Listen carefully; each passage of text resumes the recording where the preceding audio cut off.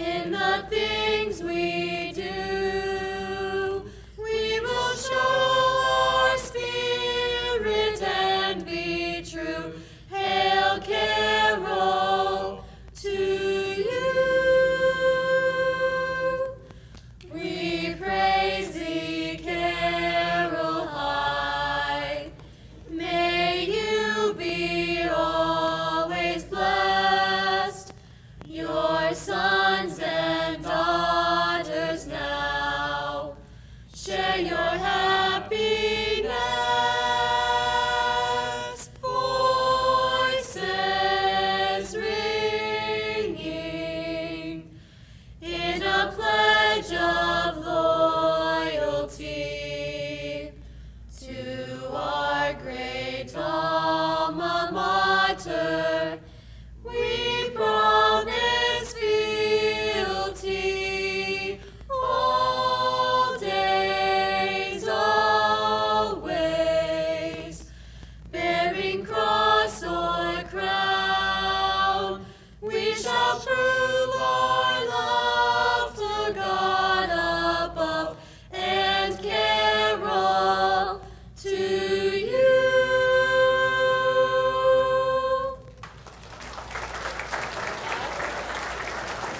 Good evening. I am Julie Hemmert Whites, Carroll High School graduate from the class of 1994 and Director of Alumni Relations. Welcome to the 7th Distinguished Alumni Hall of Fame induction ceremony. In a few minutes, we will begin dinner, but first join me in thanking our musicians, Matt Flynn, Walter Riesenberg, and Carroll's band director, Carl Suchek.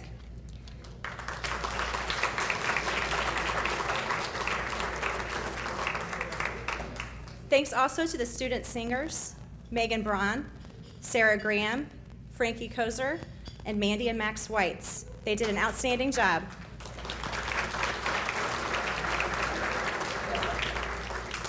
I also want to thank Matt Sobleski, principal of Carroll High School, Pam Staten-Tibbs, director of advancement, Michael Franz, director of communications, and the entire Carroll community for supporting this event.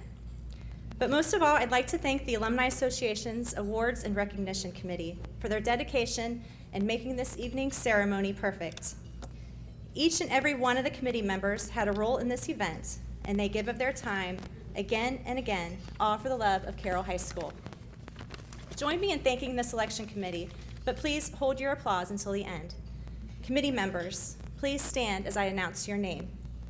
Chairperson, Jim Flesher, class of 1985. Jeannie Hyde McManus, class of 1966. Susie Kuntz Roselius, class of 1966. Patricia Pierre Kretz, class of 1968. Kathy Kuntz-Heeb, class of 1970. Dr. Greg Notstein, class of 1971. Kathy Webben Jackson, class of 1975. Dr. Alan Thurman, class of 1978. Kim Tim, class of 1986. Amy Sobleski Whitman, class of 1988. David Shahady, class of 1989. Mark McNulty, class of 1994. And Jill Kilby, one of Carroll's dedicated history teachers. Please join me in thanking these devoted Carroll Patriots.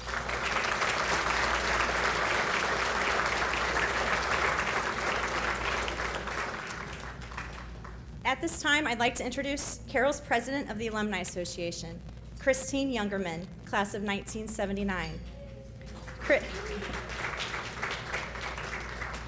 Chris has served on the Alumni Association since August of 2007 and just recently became president. Chris endlessly dedicates her time to Carroll High School and can be seen volunteering at Alumni Association events, and Carroll's concession stand, and most of all, in the Spirit Shop during the school day or in the Spirit Shack at football games. Please join me in welcoming Chris Youngerman.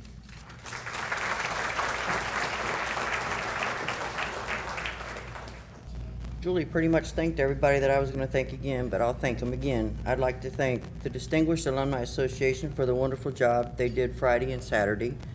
I'd also like to thank the administration Matt and Pam, special shout out to you guys for Fridays of event at school and everything, for the tours and everything you guys did for us. I'd also like to congratulate the Distinguished Hall of Famers. I hope they enjoyed themselves being back home at Carroll yesterday and seeing the school. Our mission here with the Alumni Association is to develop, strengthen, and preserve the past, present, and future relationships of the Carroll High School community. My goal as president are to strengthen our relationships with the alumni that graduated in the time frame from 2000 to the early 2010s. I would like to get them more involved in the association, and my other goal is to get the association more involved with our current student body. Some of the events we do as our Alumni Association is the Alumni Social that we put on last night, our Easter egg hunt, Job Shadow Day, which is coming up, our golf outing, St. Pat's Fest, and the Alumni Distinguished Hall of Fame, and also the Athletic Hall of Fame. Some of our campus improvement projects that we have put on and done, is included this year, has been the renovation of the library, the new cooling system in the gym, as we've all seen and felt, the student desks, restrooms, training room, computer labs, and that's just to name a few that we've done in the recent years. Each year, we also now fund 5 $1,500 student scholarships. This year's recipients are Matthew Carnival, class of 2022. He's the son of Betsy Vokitz. Will you please stand?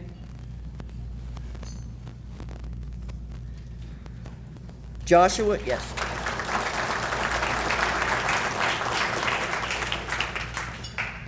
Joshua Fisher is the class of 2021. He's the son of Maureen Staker, class of 80.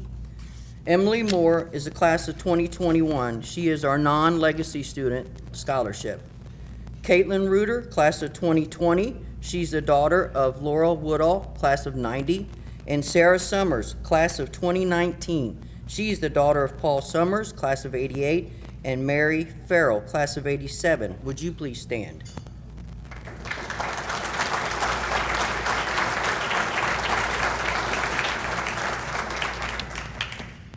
And I'd also like to send a little special shout out to Julie Whites for all the extra help that she's done for me.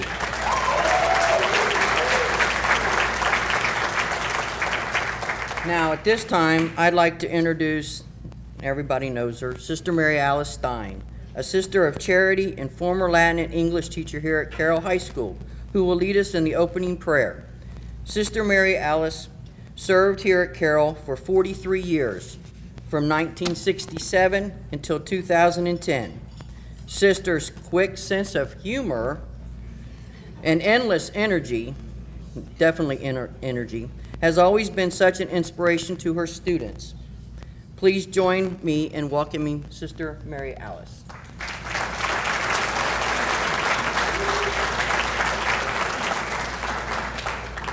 In the name of the Father, and of the Son, and of the Holy Spirit, amen. Heavenly Father, bestow special blessings on the 2018 Hall of Fame inductees, on those who facilitated this auspicious event, and those who cooked and will be serving us this meal.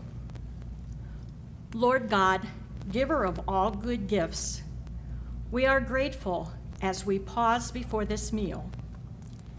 Daily we are fed with good things and nourished by friendship. So mindful of your continuous care, we are grateful for the blessing of this table. May your presence be with us as we eat this meal in the name of your Son, Jesus. Amen. In the name of the Father, and of the Son, and of the Holy Spirit. Amen. And thank you for your greeting. Good evening, everyone. I'd like to welcome everyone to this evening's ceremony. My name is Jim Fleischer. I have the distinct good fortune of having graduated from Carroll High School in the class of 1985. I realized as I was preparing to come up here that I have the distinct misfortune of putting on the wrong pair of readers before I got here. They're fairly new to me, and so please forgive me if I don't follow my script as closely as I should. And I see Sister Mary Alice is over there, and she hears me complaining about some problem that I have, and I can just see her giving me one of these. The world's smallest violin playing just for you, Mr. Fleischer. So anyway, I've also had the pleasure to have participated on the Distinguished Alumni Hall of Fame Committee for the past several years. And on behalf of that entire committee, who've already been introduced here, we'd like to welcome all of you to the induction ceremonies, whether you're an inductee or a former inductee, a student, an alum, a friend, a family member of an alum, a staff member of the school, a teacher at the school, one of our religious, or any member of the greater Carroll community. We've already thanked the committee members once. I'd thank them again because it's hard to describe how much time and effort goes into this biannual process, not only assessing the various high-quality people that come before us to determine who gets to show up here tonight, but also putting together everything that happens here. And so I won't ask them all to stand again, but I would like to point out Julie Hemmert White, who is the director of alumni at Carroll, and she basically is the glue that holds it all together. So I'd ask Julie to please be recognized.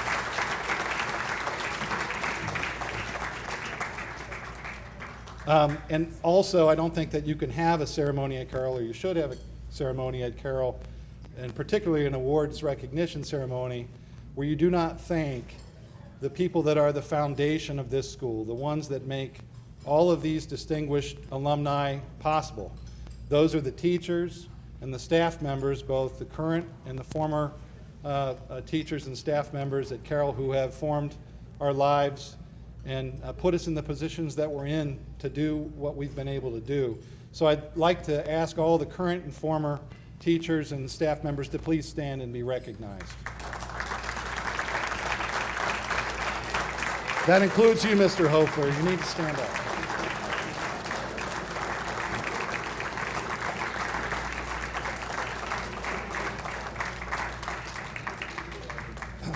I'll try to be quick, but I do have a couple of other duties that I've been tasked with today.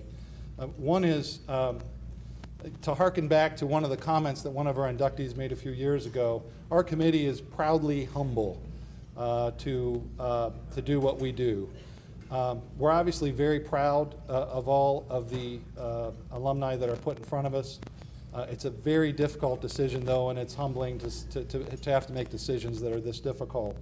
But we need all of you, if you would, to please help us identify people that are worthy of consideration. Every 2 years we go through this process. Every 2 years we are we experience great difficulty in trying to discern between superior and a little less superior. But we would ask that all of you that especially know young people that have been graduated for maybe 10, 15 years from Carroll that would qualify, please let us know who they are and where they are and what they've done.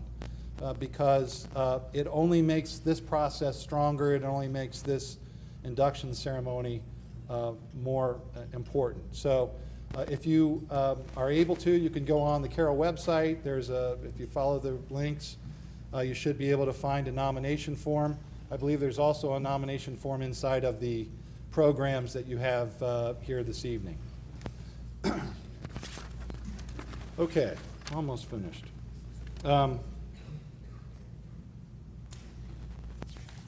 Lastly,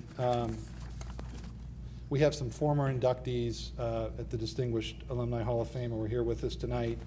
And they've already been nice enough to go out into the hall before we started this evening to have their pictures taken with the current inductees. But if you would, I'd like you to each be recognized, and please stand when your name is called. And if you would, since there are a number of them here tonight, please hold your applause until I've finished with this long and distinguished list. Carroll Hull, class of 1967. Mike Millord, class of 1967. Apparently it was a good year.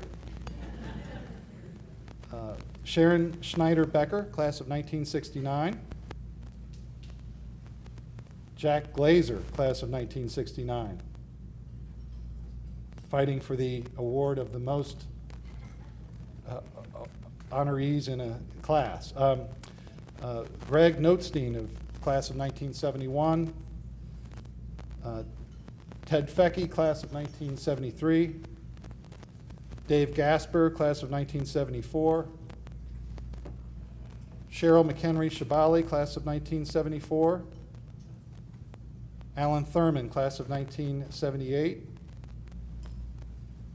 Matt Joseph, class of 1990. Charlie Middleton, class of 1994. And our honorary Patriots who are not alums, but who are, when I say their names, I think everyone will understand how special they are.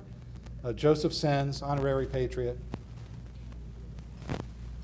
And Sister Mary Alice Stein, honorary Patriot. Thank you.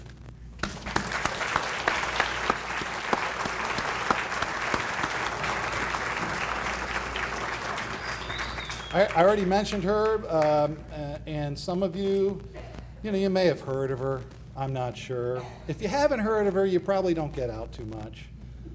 That's Cheryl McHenry of the class of 1976.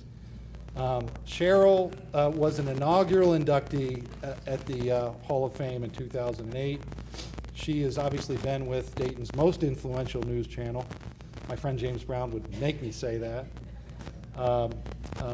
WHIO TV since 1981. As we all know, Cheryl has been an outstanding anchor at WHIO for many years. She's won a variety of awards for investigative work, several Emmy Awards.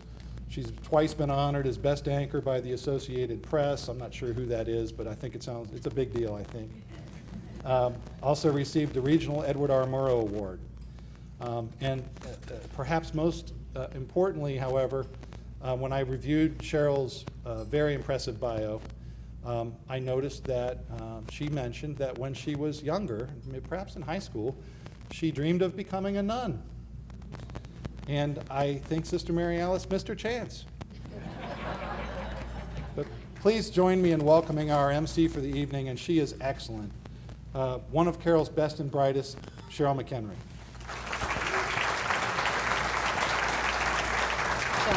Thank you, everyone. I appreciate that very much. It was actually Sister Mary Alice who turned me off of being an No, I'm just kidding. But I do remember the world's tiniest violin. In fact, when she became an honorary Patriot 4 years ago, I recalled that, had Sister Mary Alice been in The Sound of Music, instead of when Maria came to her, I don't know if I'm in love with him, I don't know. Sister Mary Alice, instead of singing the inspirational, climb every mountain, would have said, Maria, you know what this is?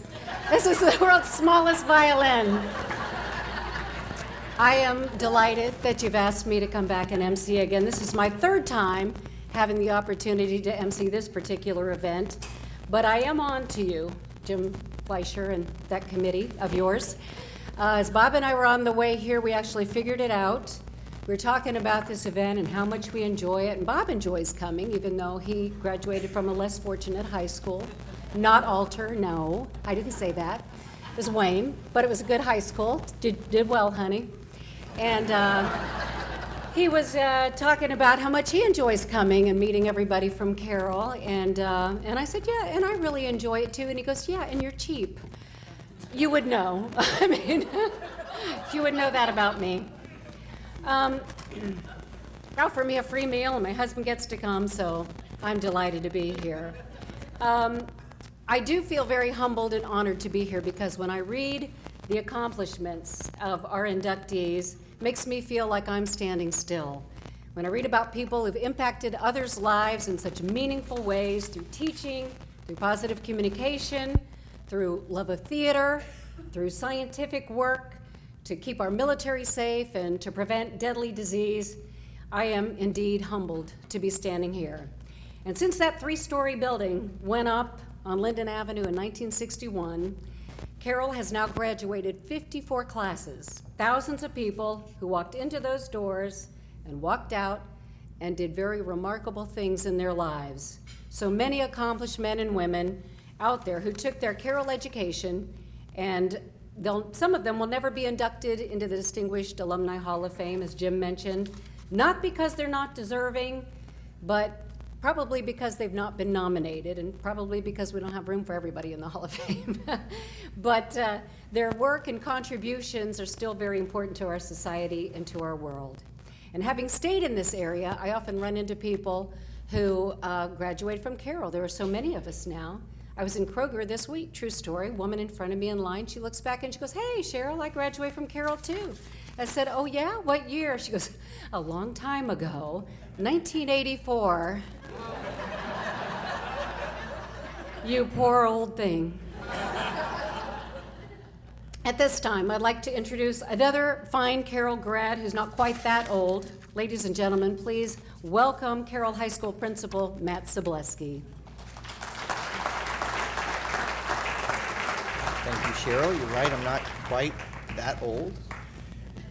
Though when I see our new teachers in our building, we've hired 10 this year, all of whom are 22 or 23 years old, I do feel quite old. They're babies themselves. It certainly is a great day to be a Patriot. Those who know me know that I say that often, because we're here to gather some really outstanding individuals tonight. A teacher, an entertainer, a thespian, a professor, and 3 scientists. And with STEM education being such an important thing in our society, who says that we are not the leader in STEM education? We certainly are.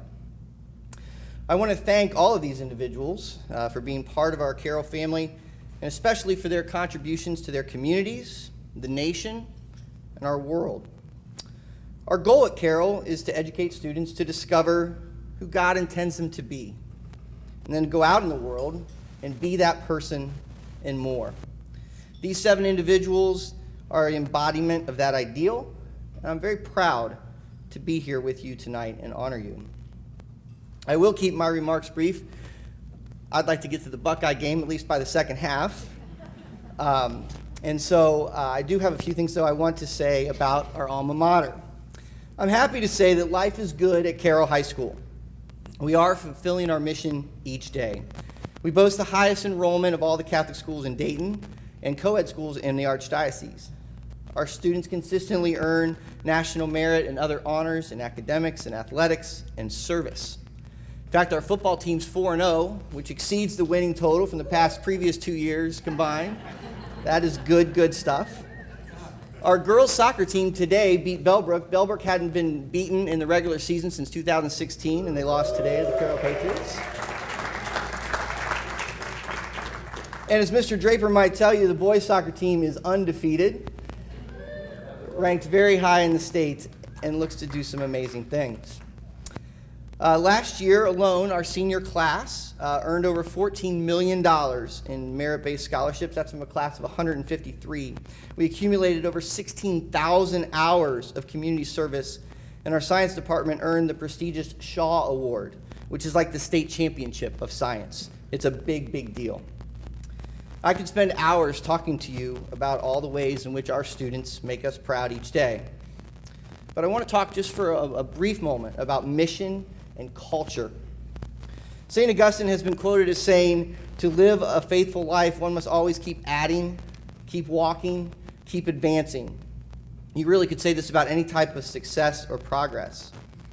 Our faculty is evolving, and as I mentioned, we hired 10 new teachers this year. Young teachers with fresh ideas and energy now blend with the experience and wisdom of more of our tenured folks, as I like to say. Together, they are a single unit. They're focused on bringing young people to Christ and preparing them for a successful future. Our students are evolving too. We are blessed at Carroll with great kids from great families with incredibly diverse backgrounds.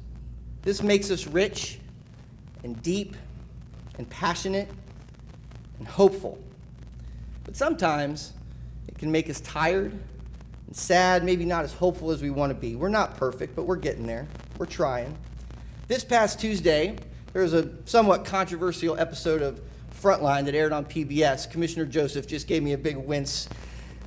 I don't know if you saw this. It was about the city of Dayton, and this documentary highlighted Dayton and how it hasn't quite yet recovered from the Great Recession. They've left out all the great Renaissance things that are happening. I'll get to that in a second. But consider this. 1 in 2 children in Montgomery County live in dire poverty or financial stress. 1 in 3 children start kindergarten on track, only 1 in 3. And less than half the students in Montgomery County are proficient in math coming out of the 8th grade. Now, why am I telling you these sad statistics on such a great night? Well, Carroll remains largely a suburban school, but 1/3 of our students live in the city of Dayton, and many come from the same neighborhoods that were talked about in this Frontline episode. But regardless of their backgrounds, our families come to us for help and for hope, and it's our mission to give them all that we have each day. We must provide them a strong moral foundation and go out and serve the world as disciples of Christ. We're doing that. We must ensure that our kids are prepared to be academically successful and get to college and graduate from college. And we're doing that. And we must help our kids make good decisions with their bodies and keep them away from the dangers of drugs and alcohol. And we're doing that. Like the city of Dayton, we are on the brink of a renaissance. The amazing work that's done at Carroll each and every day by our students and teachers is done on a campus that hasn't changed much in our 57 years. Our science labs and athletic facilities need a renovation, and we are currently endeavoring upon a capital campaign to do just that. We're going to change the face of Carroll. Many of you have contributed to that campaign, and I say thank you. To those of you who I have not yet approached, I would say, I'm coming, because we're going to need everyone's help to ensure that the mission that we fulfill each and every day can continue for generations of patriots to come. The stakes are high, but we are up for the challenge. Every day we keep adding, we keep walking, we keep advancing, and as a result, our students are better off because they were here, and our graduates and parents can be proud of the school that we all call home. We're patriots after all, everyone, and it is a great day to be a patriot. Thank you for being here tonight.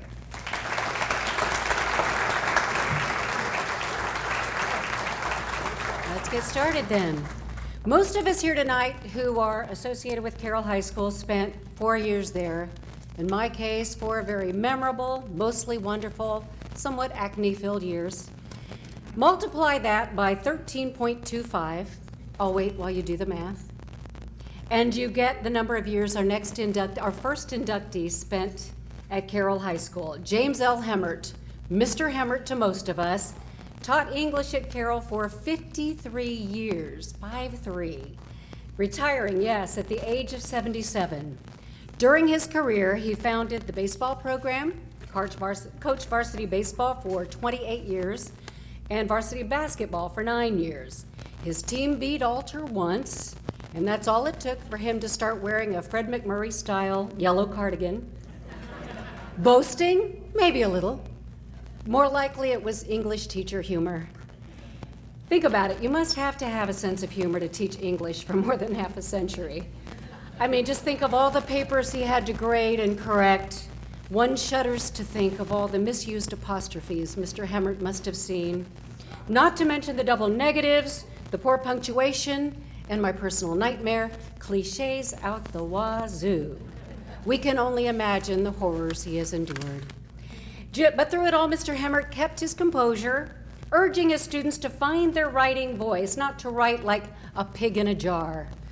Some of his clever students gave him an actual stuffed pig in a jar so that he could display it in his classroom. Good writing, proper use of the English language, correct grammar and punctuation. Some might call these things a lost art, especially with some of the posts we see on Facebook. But those of us who benefited from Mr. Hemmert's class know that though we may still struggle with, is it the couple was or the couple were, we are better writers for having been taught by Jim Hemmert. I'd like to ask at this time for everybody here who was taught by Jim Hemmert to stand, please. And then stay standing. And then anybody who had a relative or a child, well, that's a relative too. That's the TV news lady talk for you. Stand up. And then if everybody else will join them in standing as we proudly induct Mr. James L. Hemmert, English teacher extraordinaire, into the Carroll High School Distinguished Alumni Hall of Fame.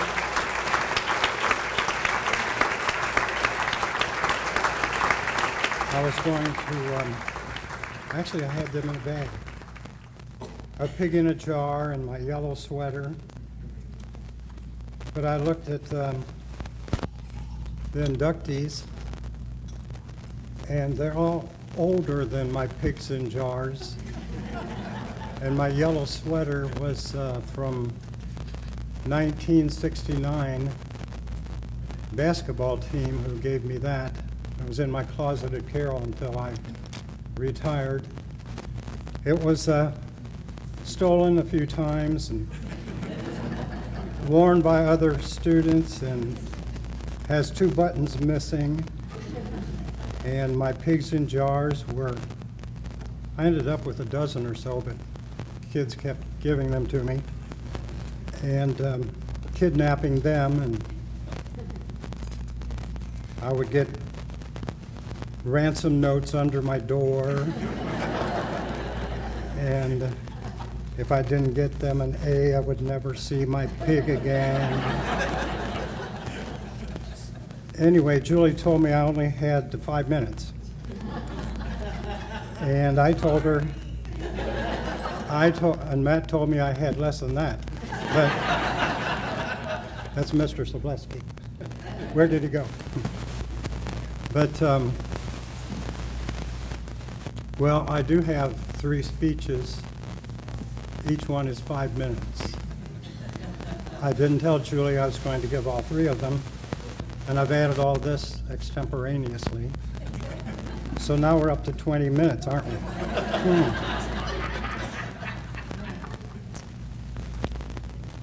I need to thank Mr.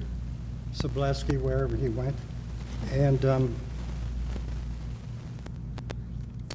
Pam Tips and Julie and Chris Younger, the president of Alumni Association, and Jim Fleischer, the chairperson of this committee, the awards committee, and Cheryl for doing all these, telling all these nasty things about me, and the committee members, and Carl Suchek over there who provided music, and I think he went home to watch the football game. And I want to introduce the people at my table. Honorary Patriot, Sister Mary Alice, and her friend that accompanied her from Cincinnati, so she wouldn't fall asleep on the way home, I guess, probably. And Sister came to Carroll in the 67-68 school year, and along with 30 nuns, there were 31 nuns that year, 10 priests, and I was one of 10 lay people in 67 and 68.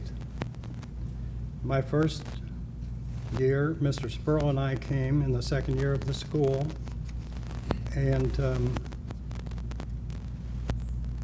there were more nuns and more priests then. You could see how gradually we became all lay people, except for Sister Mary Alice, who is at my table. She taught for 43 years, and she was also known as Sister Latin part of that time. Wanted to thank her for coming, joining my table. Sister Victoria Marie was going to come. She's 90 or 91, but she fell a couple weeks ago and broke her hip, and now they're testing her for other problems, so she wasn't able to make it and sent me a note. Another honorary patriot at my table is Mr. Sens and his wife Thelma, or I think they're in the back. And Joe was principal for 28 years. His objective of teaching was academic excellence, and he never faltered. I want to thank Joe for 28 great years under him. And Tom and Kay Hofler are at my table. Tom taught history or some sort of social studies. I guess it wasn't called history. For 36 years, psychology and all those things. And is still active, spends time substituting and telling future generations his stories. And at my table, there are two people that none of you know, I don't think, not very many of you. Charlie and Gemma Reedinger. Charlie was my roommate at UD. It was through Charlie I met my wife Lynn at Passion Play. We went down, Charlie's from Cincinnati, so we went to Cincinnati and Lynn went with us to Frisch's, and then we went to a drive-in theater. I was going with a girl from Wapakoneta at the time, and I'll show you what happened.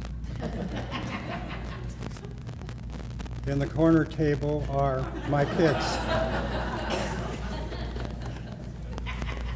Lynn and I were married in June of 1960. Had a couple miscarriages, and Marcia Marie was born in 1965.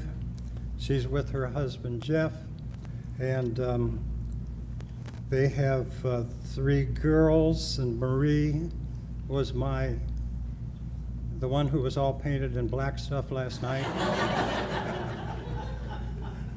and helped carry me across the field was Marie. That was Marcy, and Marcy teaches English at Carroll. And in 1968, Tony Louise was born. She's married to Nick White. Just wave your hands over there, guys. And they have 7 children, and Cassandra is with us. Those are grandkids at that table. Cassandra has 4 children, and Josh is at that table. He has 2 children, and Emily, his wife, is with him somewhere over there, I think. She's the little one, you can't see her. And Megan is over there, yes? Tony's. And they also have Mitchell and Jackie and Ben and Chelsea. They're somewhere else tonight. Okay. And then in 1973, Timothy James. He's the one that, stand up, Tim. He's not a bit shy, but he's about 6, maybe 6'6", I don't know, 6'5".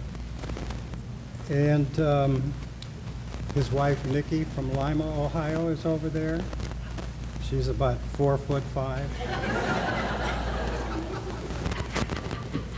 And Caitlin, I think, is at the grandkids. Raise your hand, okay. Caitlin belongs to Tim and Nikki. And they also have Cody and Brady, and they're out playing baseball somewhere. And then we have Julie. All of you probably know her. She's been running around here like crazy. And she's married to Sam Whites, Nick and Sam. Sam's a baby brother. And is Cameron here? There's Cameron. Cameron's a freshman.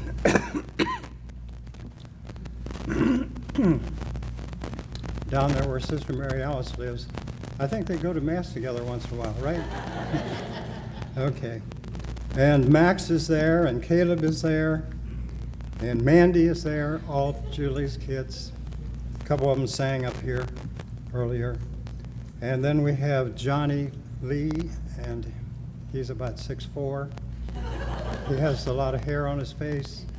And he's married to Kate Kate is expecting and home with her 2 little boys, or their 2 little boys. But they're expecting a baby girl, and that will be my 20th grandchild.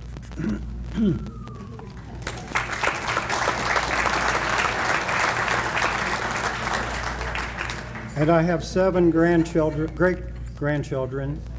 They all belong to, no, that's not right. Tony, yes. They're Tony's grandkids, all 7 of them. Okay.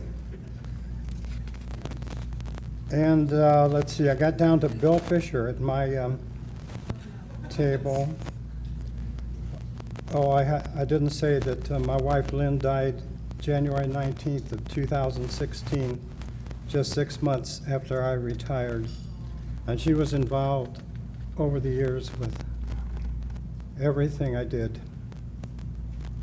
In the early days when I coached 2 sports, she had to help out with a lot of grading of essays, and she was really good at it. But anyway, I met her through Charlie.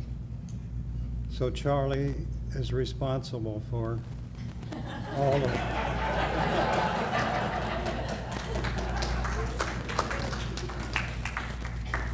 And then at my table is Bill Fisher, and everybody knows him.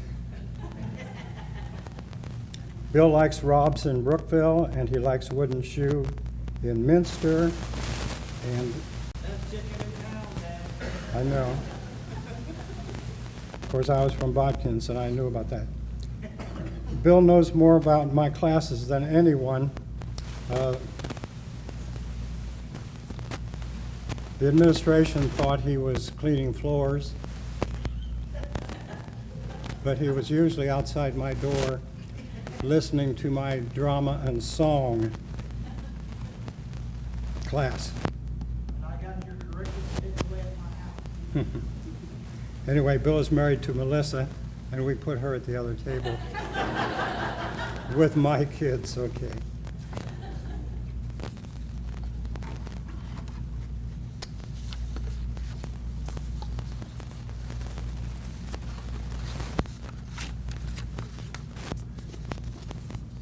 I was probably spent 3 weeks on this stuff. Robert Frost, always my favorite American poet, was an English teacher and a baseball coach at Pinkerton Academy in the town of Derry, New Hampshire, from 1906 to 1911. His grandpa bought him a farm near Derry, and so he lived on a farm and raised some of his children there. He said, "I am not a teacher, I am an awakener." I like to think I was an awakener. I was lucky enough to visit the Frost farm in Derry 5 times in my life. We did a lot of traveling in the summer times. I'm a farm boy from rural Route 2, Wapakoneta, Ohio. I'm the memory of a child born in the kitchen of a 4-room farmhouse. I am of the age when the horse became a John Deere tractor and the buggy became a Model T Ford. I did wash Grandpa Hemmelgarn's trailer with gasoline, and according to Grandma, I did stand at the door on rainy days and ask, "Is it raining outside again?" I'm an only son saddled with chores of feeding and milking cows, of slopping hogs, of gathering and cleaning eggs. I'm the memory of thrashing wheat and grinding corn. I am of baseball cards and Western comic books. On rainy days, my dog Bobo and I are free to crawl to the top of the straw mow under the tin roof of the barn. This is Ted Klazuski, Wally Post, Roy Rogers, and Gene Autry heaven. I can read and write to a symphony of raindrops. I'm a Bodkins High School 3rd baseman and a basketball player. I'm a trombone band member and CYO coach. I am what I am. The worst day of all my days before November 22nd, 1963, the Kennedy assassination, was when I was told we were selling everything and building a home in Bodkins. I was 16 years old and told to leave all my junk behind. Baseball cards, comic books, pets.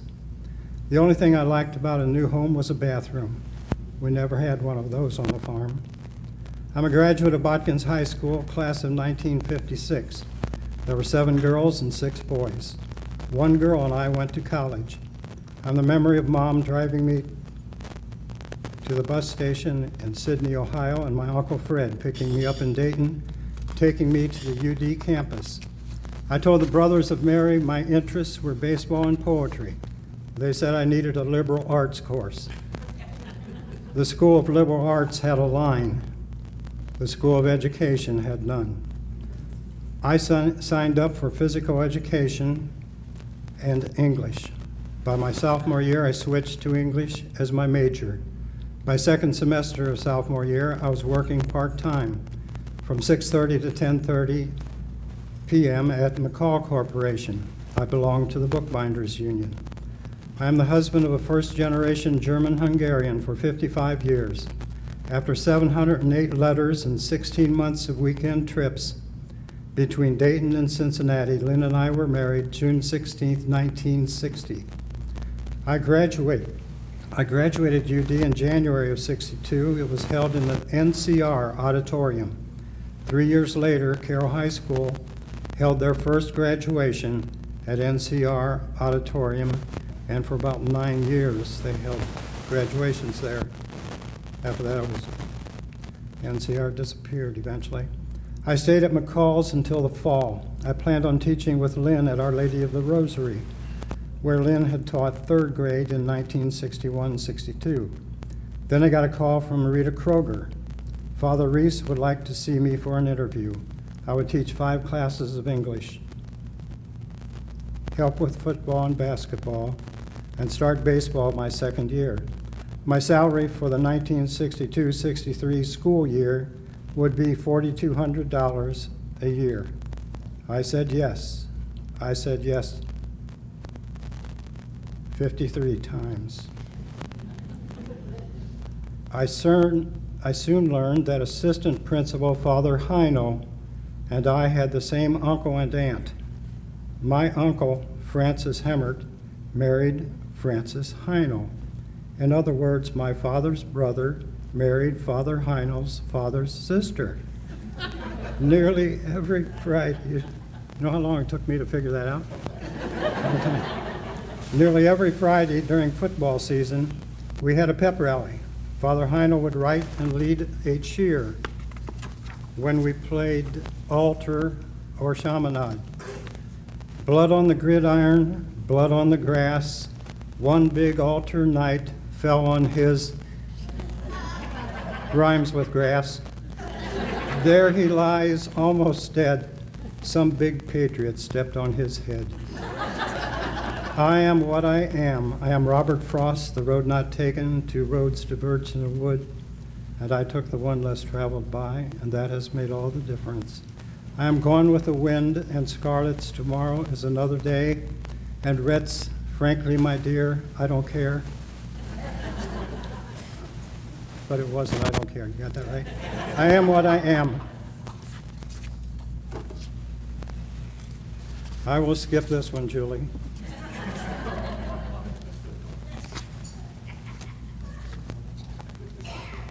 There was one. When I retired, I had all of these notes from former students. Julie set up some kind of a email or something and all these letters. But Sister Victoria Marie, I don't know if anyone here remembers her except Sister Mary Alice. But she said, it seems like only yesterday that Sister Eugene and the rest of us welcomed you as the first lay teacher in the English department. What a blessing you and all of your family have been to all of us. And then Thomas Hischak sent a note. He's in the Hall of Fame, but he's somewhere, I don't know where he is, somewhere in the East. He says, congratulations on your premature retirement. At least you gave the school your best during your limited time there. Where will you go next? In all sincerity, thanks for what you did for me in the late 1960s and again 2 years ago when you nominated me for the Hall of Fame. And Steve Bogner, I think more of you might know him. He graduated in 1981. He's also a member of this Hall of Fame. Mr. Hemmert was a teacher who most encouraged me to be creative, original, weird, unorthodox, and just plain wacky. I didn't think he's a wacky filmmaker. I didn't think teachers were allowed to do that. But in his creative writing and creative urge classes at Carroll, Mr. Hemmert pushed us to find our own voices. Mr. Hemmert was to me like Atticus Finch. He was the Atticus Finch of Carroll High School. Like the Patriot in To Kill a Mockingbird, Mr. Hemmert in the classroom was a wise and gentle teacher who also ran a tight ship. He never showed the effort of what he was doing. His wry bemusement at the teenage turmoil surrounding him told us unconsciously that things were going to be okay.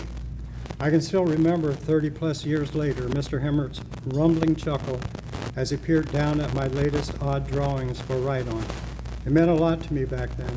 At that time, however, I didn't realize that his support of my crazy adolescent ideas was a crucial part of me finding the courage to try to make it out in the world as a creative person. This will be my last speech unless I'm asked to speak at my own funeral. I've always tried to salt and pepper my speeches with humor. I borrowed from my audiences, my students, my athletes. You see my problem tonight. I'm 80 years old and I can't remember who did what in the 60s, 70s, and 80s. Students were always writing on my board. I was leaning on my file cabinet when I saw on my board the word oxymoron, which means a combination of contradictory words like living death, mute cry. Two of my female students had written smart boy and labeled it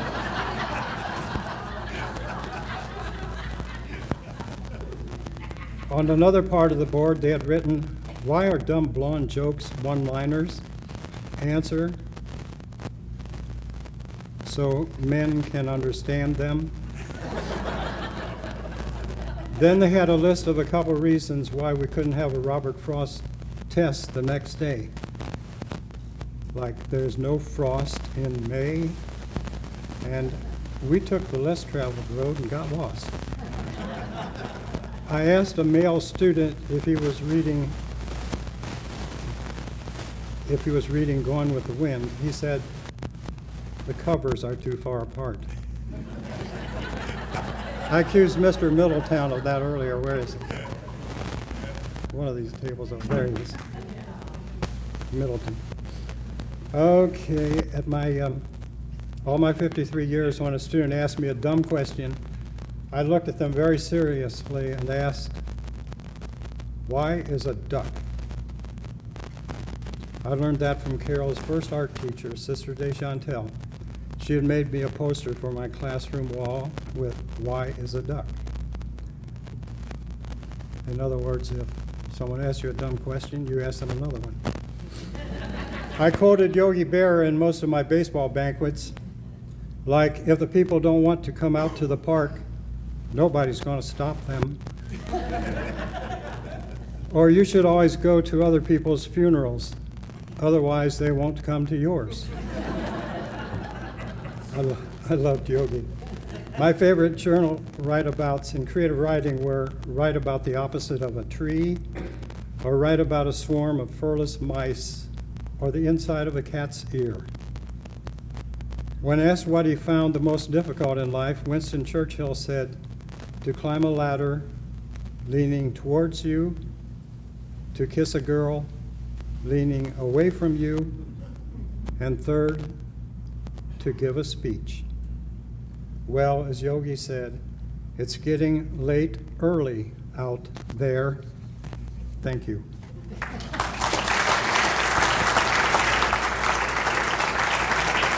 Congratulations, Mr. Hemmert. I sure hope your whole family's and Buckeye fans, or this place is going to clear out. And it was shorter than his Athletic Hall of Fame speech. We had breakfast there. I love you, Mr. Hemmert. On August 16, 1961, Carroll High School opened its doors to students for the first time, welcoming the freshman class. And that's it. No upperclassmen. 376 freshmen. This being the early 60s, they were segregated by gender. Boys took classes with boys, girls with girls. The only time they were together was in the cafeteria and music class. Guess they needed some sopranos to balance out those baritones. They were all trailblazers, charting their way in this brand new co-ed Catholic high school. Among them, a student his classmate Tom Clark remembers as just an all-around good guy, Michael Easterling, a young man whose personality and ability to get along with everyone served him well at Carroll and beyond. Taking a look at his accomplishments, you think this guy must be fearless. He's done so much for so many people and always with an audience, whether he was on TV, the theater stage, or in front of employees at a company. His wide-ranging career took him to Boston and Baltimore. He's traveled nationwide as a humorist and speaker and acted in shows on HBO and the traditional networks. And he was part of a team that won a prestigious Iris Award for a documentary on the Negro Baseball League. Michael came back to the area in recent years and started a business called Straight Talk Communications. He works with companies to help them communicate with customers, vendors, and coworkers because he believes that emphasizing those all-important soft skills of listening, writing, and speaking enhance good business relationships and ultimately increase revenue. Among his clients, Hilton Hotels, the Department of Justice, the United States Marines. We are delighted to have him bring his skills with him tonight as we honor him. Ladies and gentlemen, please join me in welcoming Michael Easterling, class of '65, to the Carroll Distinguished Alumni Hall of Fame.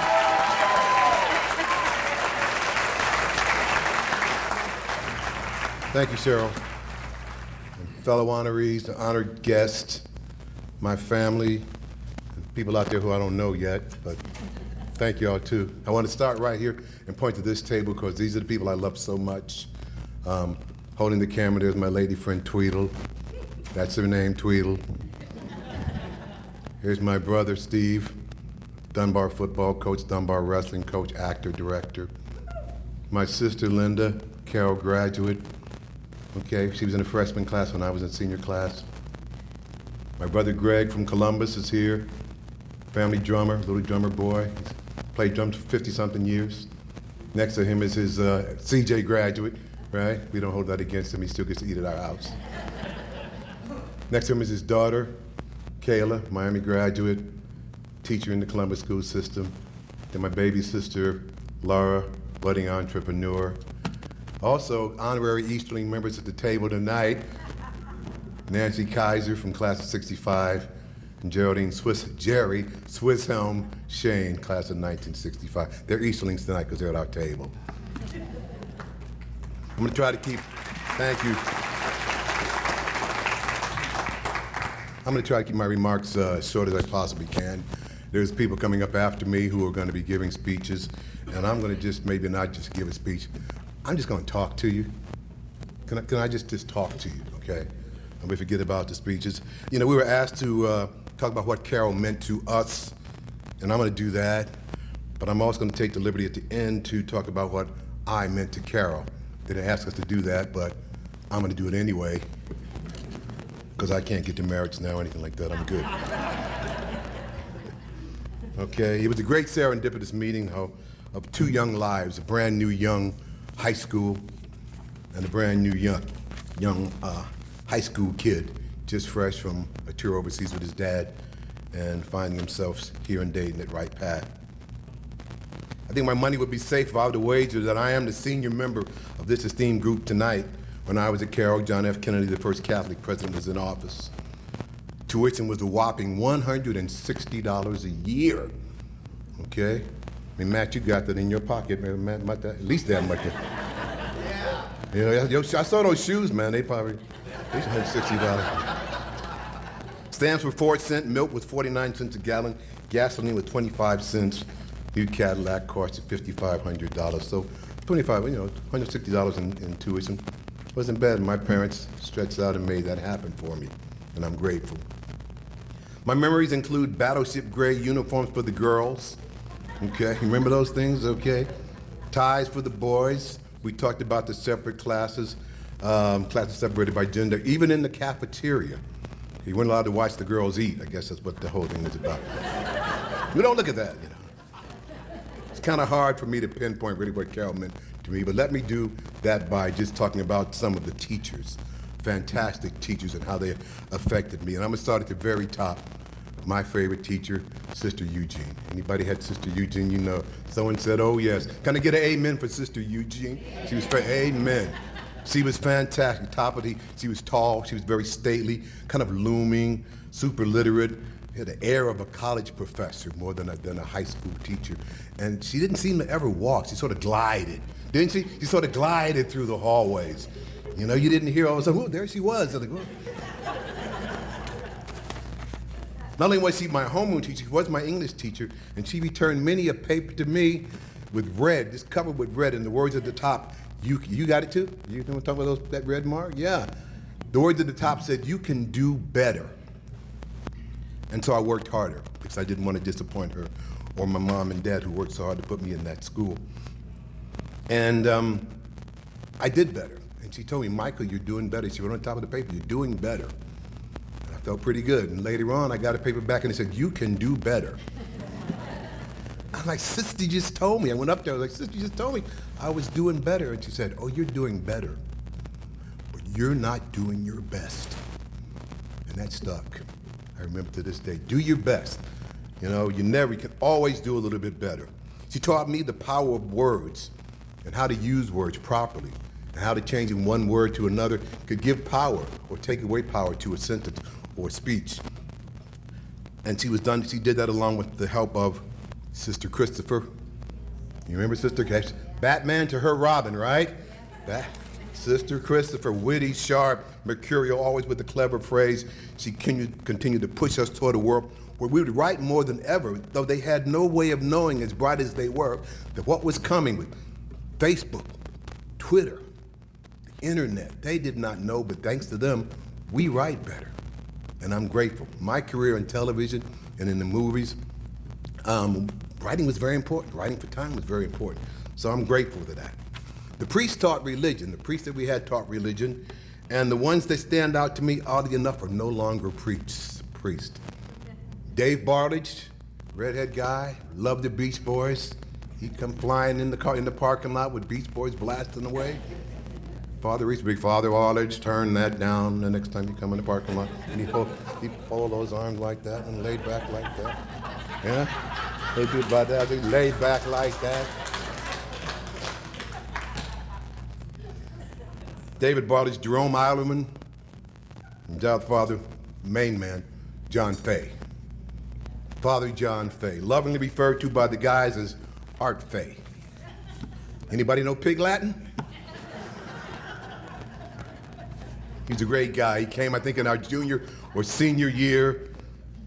He broke the mold of this typical strict Catholic priest. He was a free thinker, chain-smoking iconoclast. He allowed us to challenge out loud such topics as excommunication, the infallibility of the Pope, the Immaculate Conception. Oh yeah, the Immaculate Conception. We were allowed to challenge that in class. Not believe, but at least talk about it. Okay, we could have our own opinions. It was okay, as long as we were thinking. He taught us to think, and as many of you know, like I said before, he went on to leave the priesthood, and we saw him at our 50-year reunion, and the man was treated like a rock star. You couldn't get near him to get to a picture. Everyone wanted to be a part of Father Fay. Time won't allow me to go over all the teachers who touched my life, but one of them is young Sister Rose Joseph, probably less than 10 years older than we were. She's here tonight, right here. She's now Sally Keys. Sister, would you stand up, please? Miss Sally, I'm sorry. Sally, would you stand up?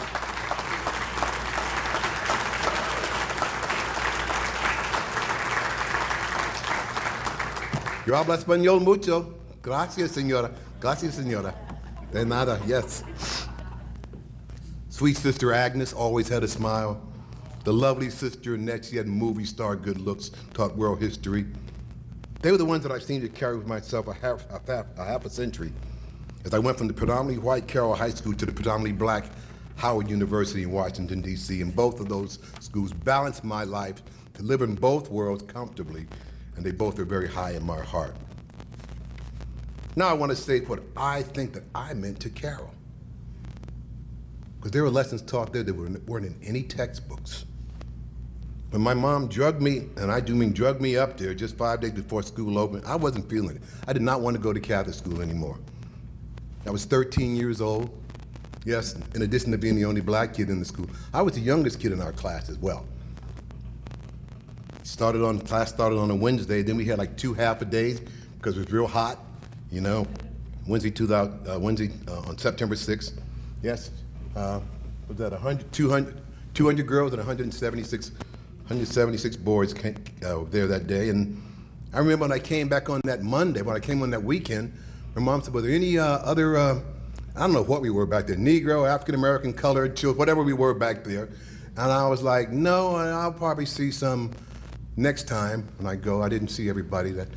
And I went the next day and I looked. The next day and I looked. Next day and I looked. And finally I realized, but I was just trying to see a face, just a face, you know. And finally I realized that the only face I was going to see that looked like mine was going to be in the mirror. It was just me. But after being there for a short while, things began to dawn on me. When I was there, it was the beginning of the civil rights movement in the United States of America. And that's when I realized that maybe God placed me here for a reason. We still had citizens at the time who were not allowed to vote. We still had openly segregated schools. Churches were being blown up with little girls being killed. And we had open racial discrimination in the North and in the South. But television news was moving out of the studio and was able to show those things, those film images on television. And I was able to see freedom riders and kids sitting, doing the sit-ins, and I looked at them and I'm like, they're not much older than I am. They were college kids. I'm 15, 16, they're 17, 18, 19. And there were those images of people being beaten, fire hosed, and injured for crossing a bridge by the police. By the police. And I asked my mom, I said, why my parents, I said, why is this? And they said, Michael, they're afraid. They're afraid. And at that time it hit me, I was like, well, I'm not old enough to go to college. I can't get on a bus and do a freedom ride. But maybe right here, right now, by myself, I can do my part. Maybe if I could project the best image of what we were as a people, people wouldn't be afraid. People would be all right with it. I had 2 parents. My father was a career military man. My mom stayed at home with my siblings that you just met, okay? Just like I was Catholic, just like my fellow students, just like my fellow students. I just had a different package, that's all. And that was important. And those are some of the lessons I hope I taught. There were people who had never spoken to a black person, never known a black person, never had an ongoing relationship with a person of color. And this included some of the nuns and priests as well. Some of those nuns and priests were born in the 1920s, 1915. But by the spring of 1965, 4 years later, that had changed. I was just another student. The race thing was almost gone away. I remember when I first realized that the race thing must have been gone away, even in my mind, because maybe you guys remember they had that lip sync contest, and they had some guys being the Beatles, you know, and some people were being the Beach Boys, and they were, you know, and somebody came, Tom, was it you, Tom? Guys came to me and they said, Mike, we're having a lip sync thing, and we got the Beach Boys and we got the Beatles, and, you know, we got the Shangri-Las for the girls, and we need somebody to be Stevie Wonder.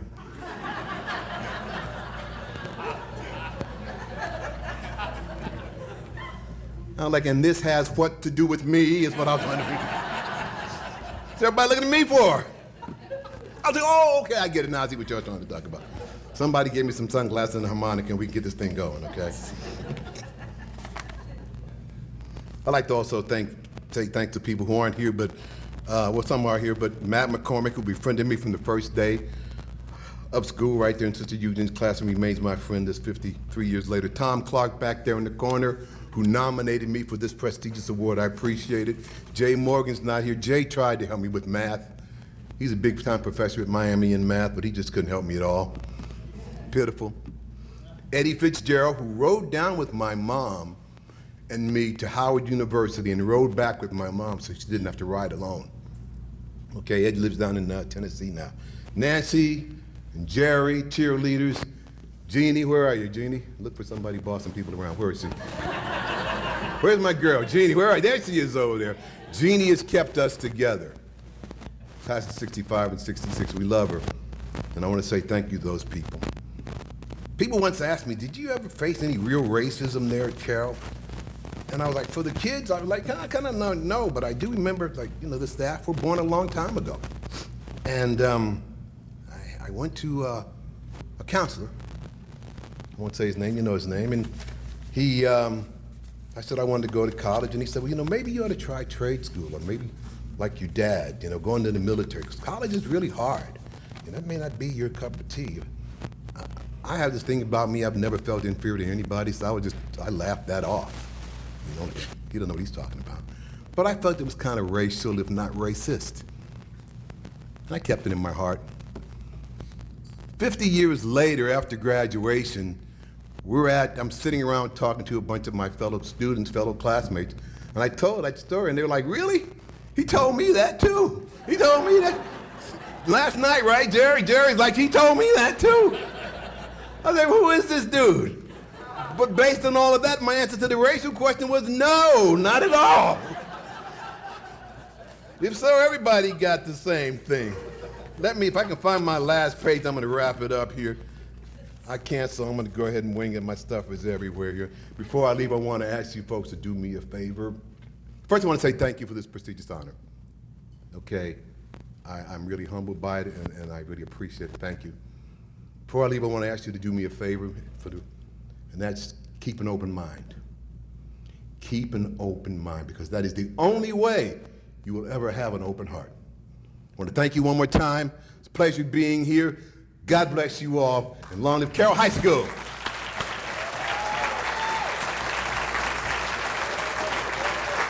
Congratulations, Michael. If you want, your notes are still up there. I think you and I have about the same size font. Okay. There you go. Battle gray uniform, saw that part. All right.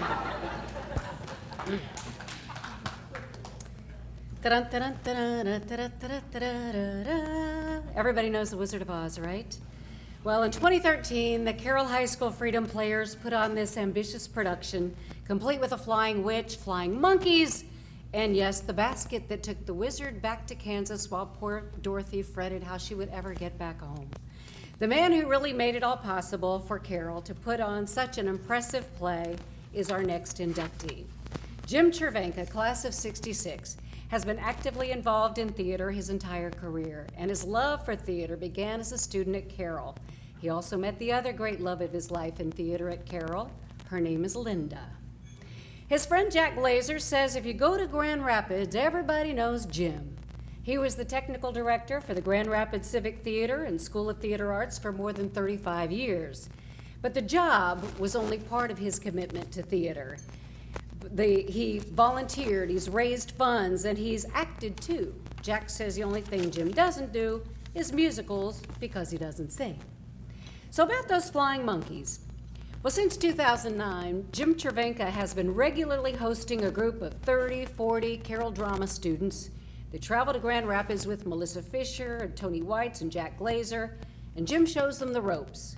Shows the kids the private tour of the fabulous theater up there, introduces them to the guy who cuts the scenery, shows them how they do all the tricks backstage. The kids even get to do improv. It was Jim who pushed Carroll's theater department to hire the Los Angeles company that helped the monkeys and witch fly. Not only that, Jim drove down from Grand Rapids, helped Jack Glazer set up the box of equipment that Jack said looked like Chinese to me.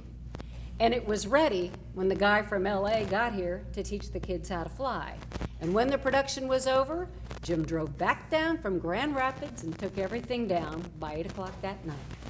It's hard to put a concrete value on theater education, but for the thousands who've benefited from Jim Chervenka's passion for theater and the Carroll students who learned how to fly, the experience is priceless. Ladies and gentlemen, please welcome Jim Chervenka, class of '66, to the Carroll High School Distinguished Alumni Hall of Fame. Jim?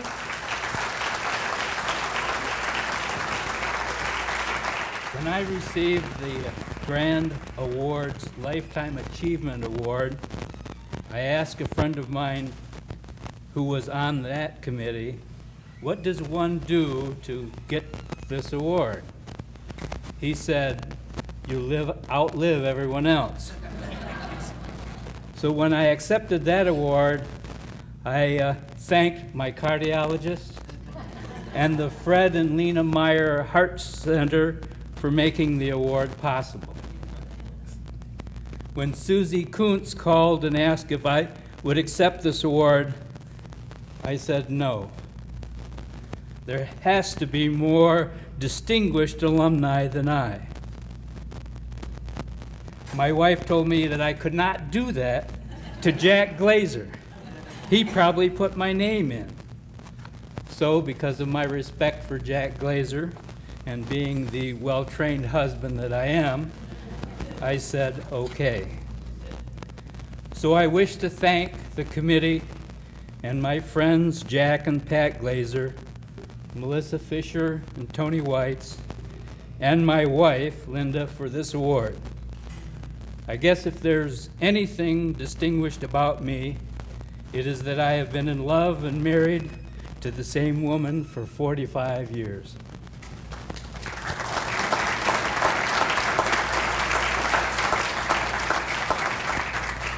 And I am truly honored to be among these distinguished alumni. I told the students yesterday that God takes care of me. So I need to thank God for my passion and talent for the theater. Also for making it possible to make a living at my passion.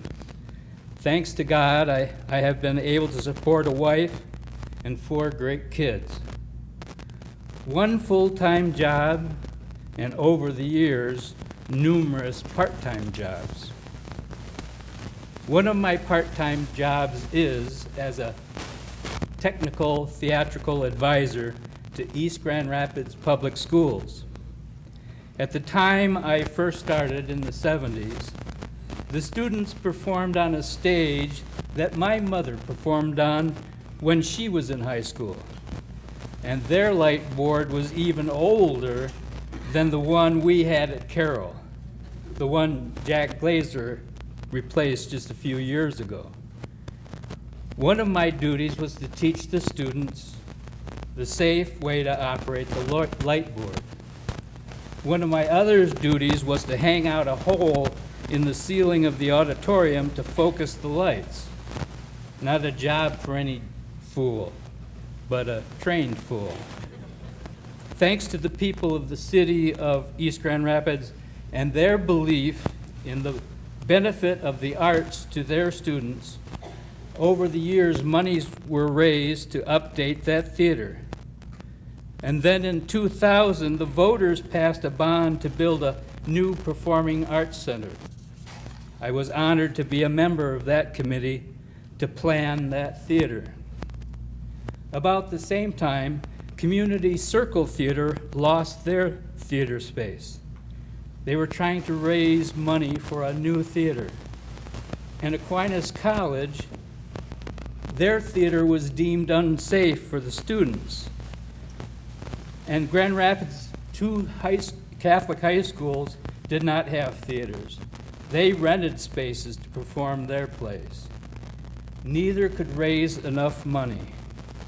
So they joined forces to build one performing arts center on the campus of Aquinas College, one that they all shared. I was honored to be on that committee too. I was an Aquinas alum, past president of the board of directors of Circle Theater, and I had 2 kids who went to Grand Rapids Catholic Central. Now I hope someday to have the honor to be on a committee for a Carroll High School Performing Arts Center.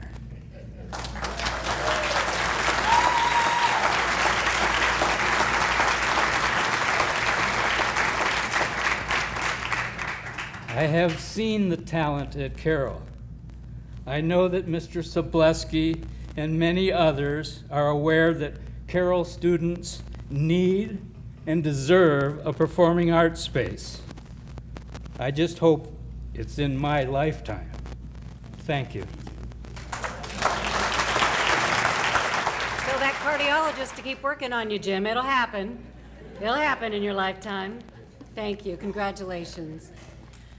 Our next inductee has several claims to fame, and I'm going to resist the urge to say that from the time he was young, he was out to prove he was no ordinary Tom, Dick, or Harry, although Richard Dick Campbell does have a brother named Tom and a brother named Harry. I'm very sorry about that, Dick. Dick's longtime friend, Steve Freese, went to St. Helens and Carroll with him and has so many fond memories of their time together. He says Dick was always very funny, self-deprecating, always one of the smarter kids, and always the tall kid. Their first year at Carroll came one of Dick's first claims to fame. The freshman football team beat Stebbins 60-0, and Dick inflicted much of the damage, catching at least 5 touchdown passes. Steve and Dick also worked for an insulation company in the summers, the same one Dick's dad worked for, and they double dated with their girlfriends in high school. Dick Campbell went on to earn his PhD and become a college professor at, among other places, the University of Michigan, where he had another claim to fame. He had the Fab Five in one of his classes.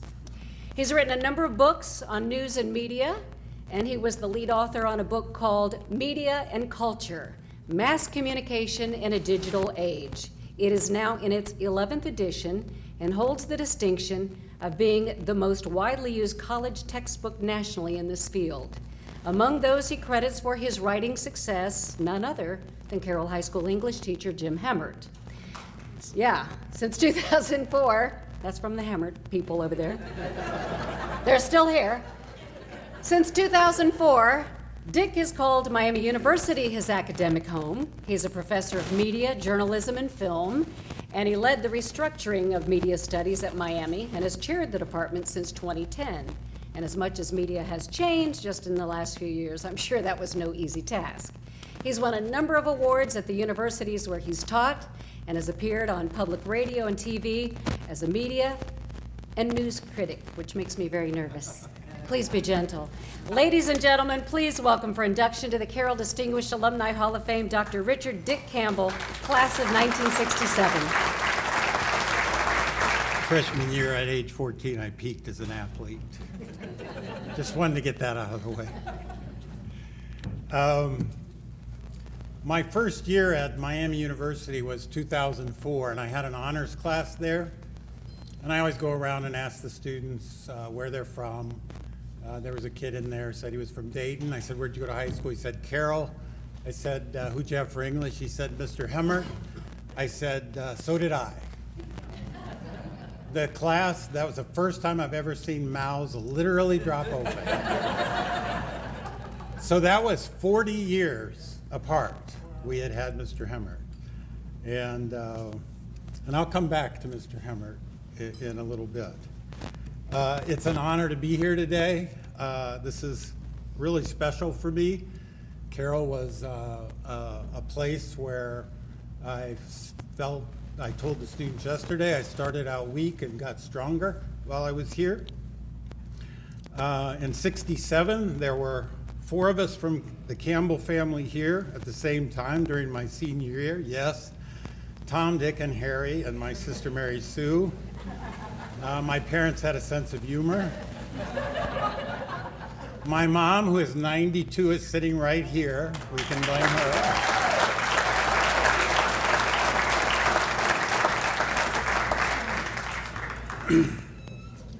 I stand here. Mom used to volunteer in the cafeteria here, too. And I stand here as evidence that you and Dad putting 4 of us through Carroll has finally paid off. So, just about a month ago, I stepped down from the chair job in media journalism and film at Miami. Our department is the largest in the College of Arts and Science with 1,100 majors and over 50 faculty. Or as I like to say, in the fall, biology is the largest department in College of Arts and Science, and in the spring, we are. So this is the 80% of students at Miami and nationally who get out of pre-med. So we have some scientists here tonight. I think they're going to talk about that. We also ask, by the way, we ask all of our 1,100 majors to double major. So they all have to pick a second major outside of our department. How many Miami grads do we have here tonight? I know we have some. Yes. Over here, Principal Sableski is one. Okay, very good. Did you double major? I barely majored. Double major? Minors are good. Okay, very good. All right. I'm going to crib from some notes that I read yesterday. I don't really have 2 full talks in me, and at this stage of my life, and I don't. And also, some folks were not at my talk yesterday, Mr. Hemmert, so he's going to have to hear this. So last year, as the volunteer editor for the class of '67 50th year reunion, I told the story of my first semester in college at Marquette University. Among the 40 guys in my dorm wing that first semester, the average GPA was 1.9. This is true. Mine was 3.6. So I was a B student at Carroll and an A student at Marquette. My final year at Carroll was harder than my first semester at Marquette, and that is a true story. The big difference, my preparation as a writer, thanks to Sister Marie Christopher, and who I had in English my junior and senior years.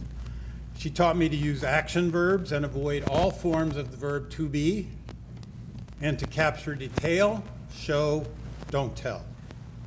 She also taught Bob Dylan and Paul Simon lyrics as poetry, and led a field trip to my first concert in 1966, Simon and Garfunkel at the UD Arena. I started my career as a high school English teacher, inspired by both Sister Christopher and Mr. Hemmert, who was my freshman English teacher and later my baseball and basketball coach. I still remember reading Ivanhoe in class, the biggest book I ever read to that point. It woke me up. And I remember not finishing Lorna Doone. I think one of those books where the covers were too far apart. Despite those book choices, and because of Mr. Hemmert, I went on to teach English for 5 years in the Milwaukee public school system, where I also coached girls basketball before going back to school. 2 of those women are still in touch with me today.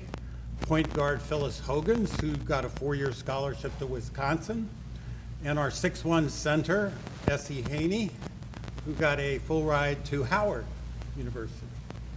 And it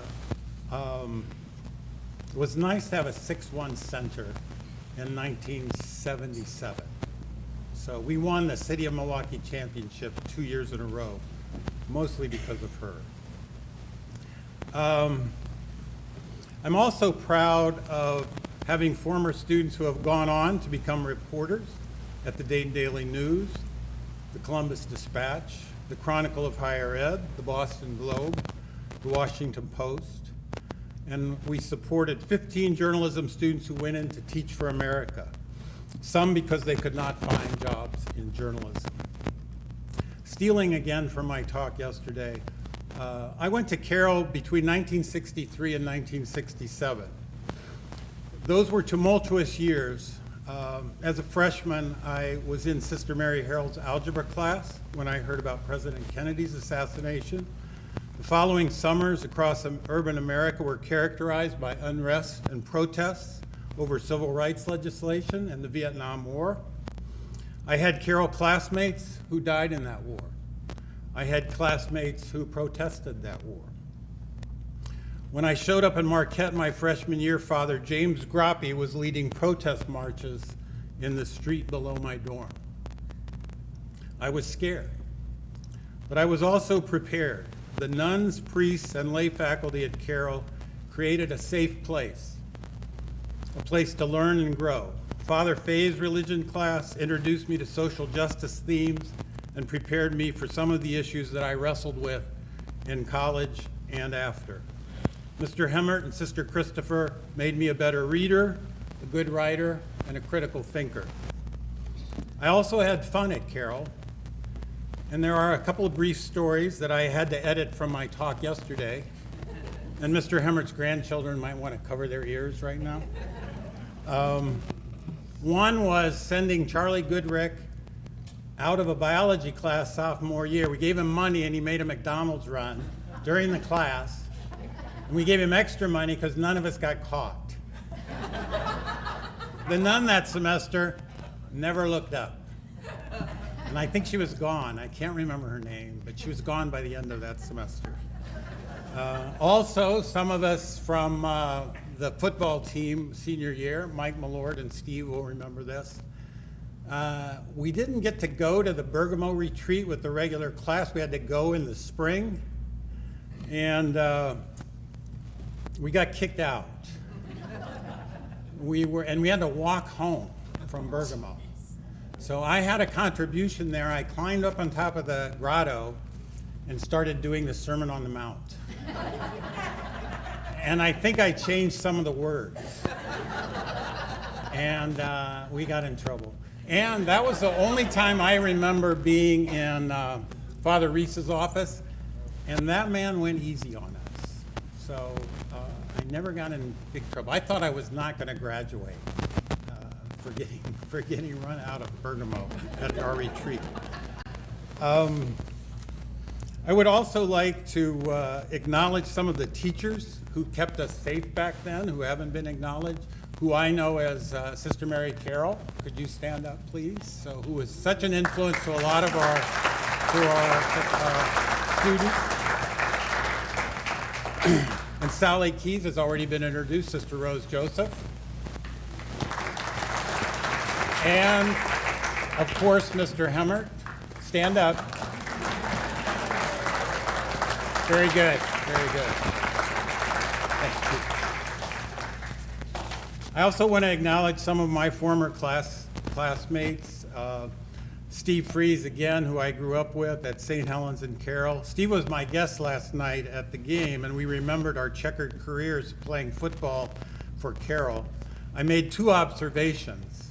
The last time that I was on that field was 51 years ago, and I was probably dropping passes. And two, Carroll probably scored more points last night than we scored in our entire senior year. So, my other classmates, Tim Brown, who was president of student council, was also in my class that year. And our other Hall of Fame honorees, Mike Millord, who I played football with as well, and Carol Hull, who was acknowledged. Carol and I share a Sister Giovanni story. We were once standing by our lockers in the hall, and she came up to us and separated us and said we were too thick. Don't you love that phrase? You were too thick. So, the nuns spent a lot of time trying to keep the girls and boys apart. We had segregated classes, as you know, so. But that's a memory. I can't remember if I was bothered by that or I don't know. I can't remember. The girls had it so much tougher. They had to kneel in their uniform to make sure their uniforms, touched the floor so their knees didn't show, because it would drive the boys crazy if their knees showed, apparently. So. I also do want to acknowledge my mom, who's here tonight, and my two tables. We can't compete with the Hemmerts, but that's okay. So I was at Marquette when my mom fought for open housing on the east side of Dayton. And Monsignor Cruisling at St. Helens was not too happy about that. So, but my mom has been one of my role models, so was my father, who died in 2012. My sister Mary Sue is here, a 1970 grad, and glad to see her here tonight. And my three brothers, Tom and Harry, are not here. I think this was because I was the oldest and the biggest, and we played Mass. And I was the priest and they were the altar boys, and we used Necco wafers, right? And I made them eat all the white ones, which were terrible, and I kept the colored ones for myself. So, and they didn't show up tonight. I don't know why. My sister's husband, Peter Hayes, who's the operations manager, WYSO, is here tonight. My daughter, Kaylin, is here tonight. She is actually the children's librarian in Oxford, and got one of her first jobs here in Dayton at the Burkhart Library, where I went as a kid. That was one of her very first jobs as a librarian. And her husband, A.J. Stacy, who's a biochem PhD student at Wright State, and the only one in my family that actually listens to my Stats and Stories podcast. So, thanks, AJ. They're also at our table, Matt Joseph, City Commissioner, and also Hall of Famer, you know her, and Irina Joseph. I got to know Matt. He was the co-chair of the Dayton Peace Corps Anniversary Committee in 2015. I served on that committee, and Irina came to Miami to give a talk about growing up in Bosnia during the war-torn 1990s, and it was great to have her there and to get to meet Matt too. Although I don't know why like a 1990 grad gets into the Hall of Fame before 1967 grad. What's that about? I snuck in before they changed the rules. Oh, okay.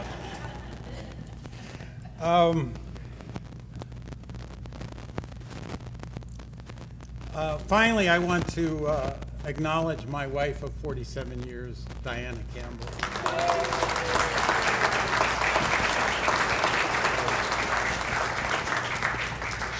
She's also my best friend, and we got married the day before we graduated from Marquette.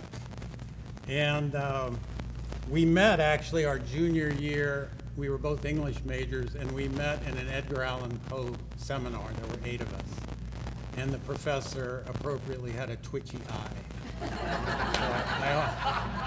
I always remember that. That was a foreshadowing that our marriage would last as long as it did. She also is a longtime college writing teacher and is the best editor I ever had. And she edited my talk yesterday. So let's thank her for that. Okay, that's enough. Thank you very much to the committee. And this is a great honor. I'm just thrilled. It also feels like I'm back in high school. And when you're 69, that feels great, to feel like you're young again. So thank you all very much. Congratulations, Dick. You know, you gotta toot your own horn. How many times have you heard that? It's not that easy to do for most of us because you don't want to come across as boastful or bragging just to get credit for your achievements. Our next inductee, Mike Pleiss, is here tonight, not because he tooted his own horn, quite the opposite. He sent a wonderful congratulatory note to Mr. Sens when Mr. Sens was inducted as an Honorary Patriot 2 years ago. And he sent it to Julie Whites to pass on to Mr. Sens. And in the note, Mike gave credit to Mr. Sens for instilling, quote, a love of science that continues almost 50 years later. The note went on to say something about having a very productive career in pharmaceutical research and resulting in some important discoveries. Well, curiosity drove Julie to research, AKA Google, Mike Pleiss, and she realized just how modest he was being about his career. He holds a PhD in medicinal chemistry. His wife, Chris, is a medicinal chemist too, runs in the family. Mike has worked as vice president of global chemistry and drug metabolism and pharmacokinetics for Elan Pharmaceuticals. Then he incorporated his own company, Mike Pleiss and Associates, to consult in drug design and development. He could live his life like a big muckety-muck, but those Carroll High School values have stuck with him. Mike has volunteered at homeless shelters in California where he lives, stocks shelves at food pantries, and this is really cool, he's volunteered for 25 years as kitchen staff at the local PBS station for a cooking series with famous chefs, including Julia Child. I'm thinking Mike has probably got some pretty phenomenal cooking skills by now of his own. But what impressed Julie Hemmert-Whites the most in nominating Mike Pleiss is that he has helped invent and receive more than 120 patents for the prevention and treatment of a number of diseases, including Alzheimer's. In Julie's words, I was impressed with how many patents he had received and what a difference he had made in the prevention and treatment of diseases, one of which my own mom had died from. Mike's love of science that began at Carroll High School came full circle in helping treat the wife of beloved teacher Jim Hemmert. Please join me in helping toot his horn tonight. Ladies and gentlemen, please welcome Mike Pleiss, class of 71, to the Carroll High School Distinguished Alumni Hall of Fame. Thank you, Sharon. I'm humbled and honored to be included in this Hall of Fame class. I'm even more humbled to be included in the same class as Mr. Hemmert, superb teacher, role model, and mentor to many people in this room and many people not in this room. Now, if you start doing some math and add up the years of service of Mr. Hemmert, Mr. Sens, and Sister Mary Alice, the number almost approaches 150 years, which is amazing. But to put that in even better perspective, my daughter, Katie, who's here tonight, did a study abroad in her junior year of college in Florence, Italy. And Chris and I went over to visit Katie, and when we got there, Katie says, "Hey, Dad, this is my roommate, Cara. She's from Dayton." And so I talked with Cara, and I found out that she was also a Carroll High School graduate.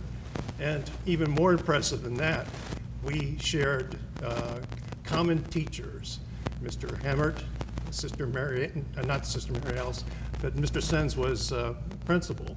And like Dick said, this is pretty amazing when there was more than a 40-year difference in our ages. I mean, what other school in the United States can boast something like that? It's pretty impressive. I would like to thank my mom, who's here, and my late father for making the sacrifice to allow me to come to Carroll. That was a big deal, especially from a family of 8. I would also like to thank my wife, and as Cheryl said, also a PhD in medicinal chemistry, who is also one of my bigger supporters. She's put up with me for more than 30 years. My 2 kids are also here, who I'm extremely proud of. And I also am very thankful that many of my brothers and sisters and spouses traveled across the United States to come here and support me. We have a very strong and supportive family, which is really, really good, means a lot to me. And finally, I would like to thank Mr. Sens. I really appreciate him coming. I told the students yesterday that it's really important to find your passion. And it helps to find your passion earlier than life than later than life. And when I took my first class from Mr. Sens, I found my passion. I knew it was science. The man has an infectious way of communicating what most people would be very boring material, but sucks you in, and a light turned on inside me, and that light is still on today, more than 50 years later. So I'd like to thank Mr. Sens for everything he did for me. He set the path that let me go on to bigger and better things, and I can't thank him enough. So thank you, everybody. I don't want to go on anymore, but I really appreciate this honor, and thank you again.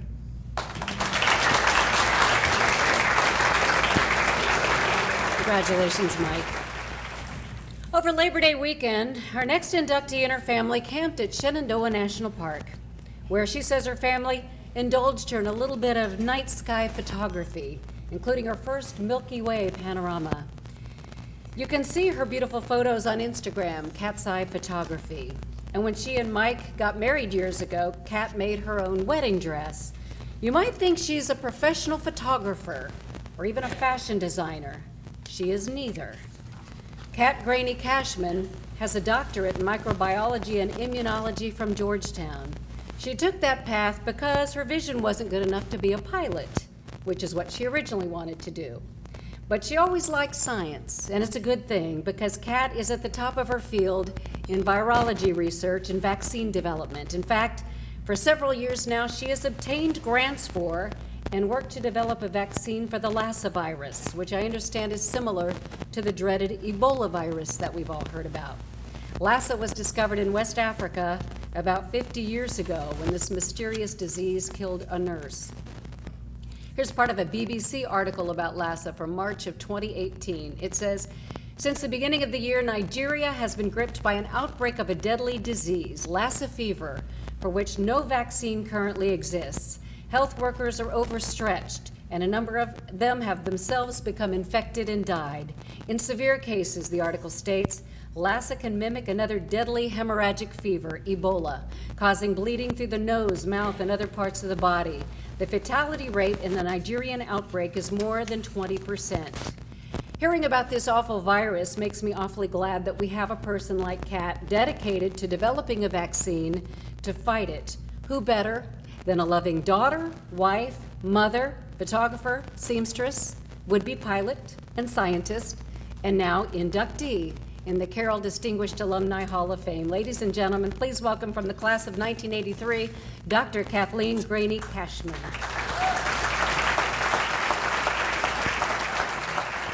I'm going to start my talk here by saying that I don't have one prepared, and I'll tell you why. It's a funny story. Not so funny. So I wanted to go inside of Carroll High School again to be able to get some memories back. I'm 53 years old, almost 53. You are 53 years old, and so are you. I was the youngest in my class, so I know you guys are. I'm not going to point the finger over there. She'll get mad at me. So I forget stuff, and I have forgotten a lot of my experiences at Carroll. So the little things. I know the big things, and I'll talk about some of those in a few minutes, but the little things are what I forgot. What it felt like to walk through that door. What did the lockers look like? And remembering back to all those times when I would panic because I forgot where my locker was. I forgot my combination. Oh no! I need to get my books in like 3 minutes, and I can't remember my combination. I wanted to be back in the school, see the students. We did all of this yesterday, the inductees. I wanted to have that experience before I really sat down to think about what I was going to say today. And then I ended up in the hospital right across the street earlier today. Some of you know that. Had a little unfortunate incident with some food that didn't agree with me. So I was released from the hospital, went, changed my clothes, and came directly here. So that left me with nothing prepared to say. But what that also leaves me with is the opportunity to speak from my heart. So I'm going to tell a few stories about my time at Carroll and how did I get here? Like, how did I get here? I mean, the first way I got here was through the gracious help of the people in that hospital across the street, or this way, or wherever it is. But really, how did I get to this place in my career where I am able to stand with these other amazing individuals that are here and being inducted into this Hall of Fame that is such an immense honor for me? So, and how do I relate that to my time at Carroll? Well, that was easy for me. Once I stepped inside the building, what I really remembered most was what I talked to the students about was how to turn failures into successes, and how you have to change the way you think about failure in order to turn that around and be able to identify from your failures what you need to do to succeed. And though it took me a little while, and I told the students that I didn't really find my passion and gain the courage to pursue that and to get over my earlier failures, to be able to turn those into successes academically. I learned from the marching band. That was really what gave me what I needed, the marching band. And it's just music, right? But no, the marching band was far more than that. The marching band was a family. It was a tight entity, a tight unit, where everyone had to work together. Everyone had to work together and pull their weight and do their part for everyone to succeed. And we did succeed. We were pretty awesome. You know that, and you know that. We were pretty awesome back in those 80s. Winning national competitions, Marching Bands of America. We won 2, I think, in the 4 years. I learned leadership from the marching band, although I didn't know it at the time. I was actually the flute section leader from the time I was a sophomore through when I graduated, which didn't make the juniors and seniors very happy during my sophomore year, I can tell you. But I ignored the bad and I tried to emphasize the good, which was having the ability or having the opportunity to try to help those that were younger than me. And I did that every year. And that taught me leadership without me really even knowing it. That's amazing.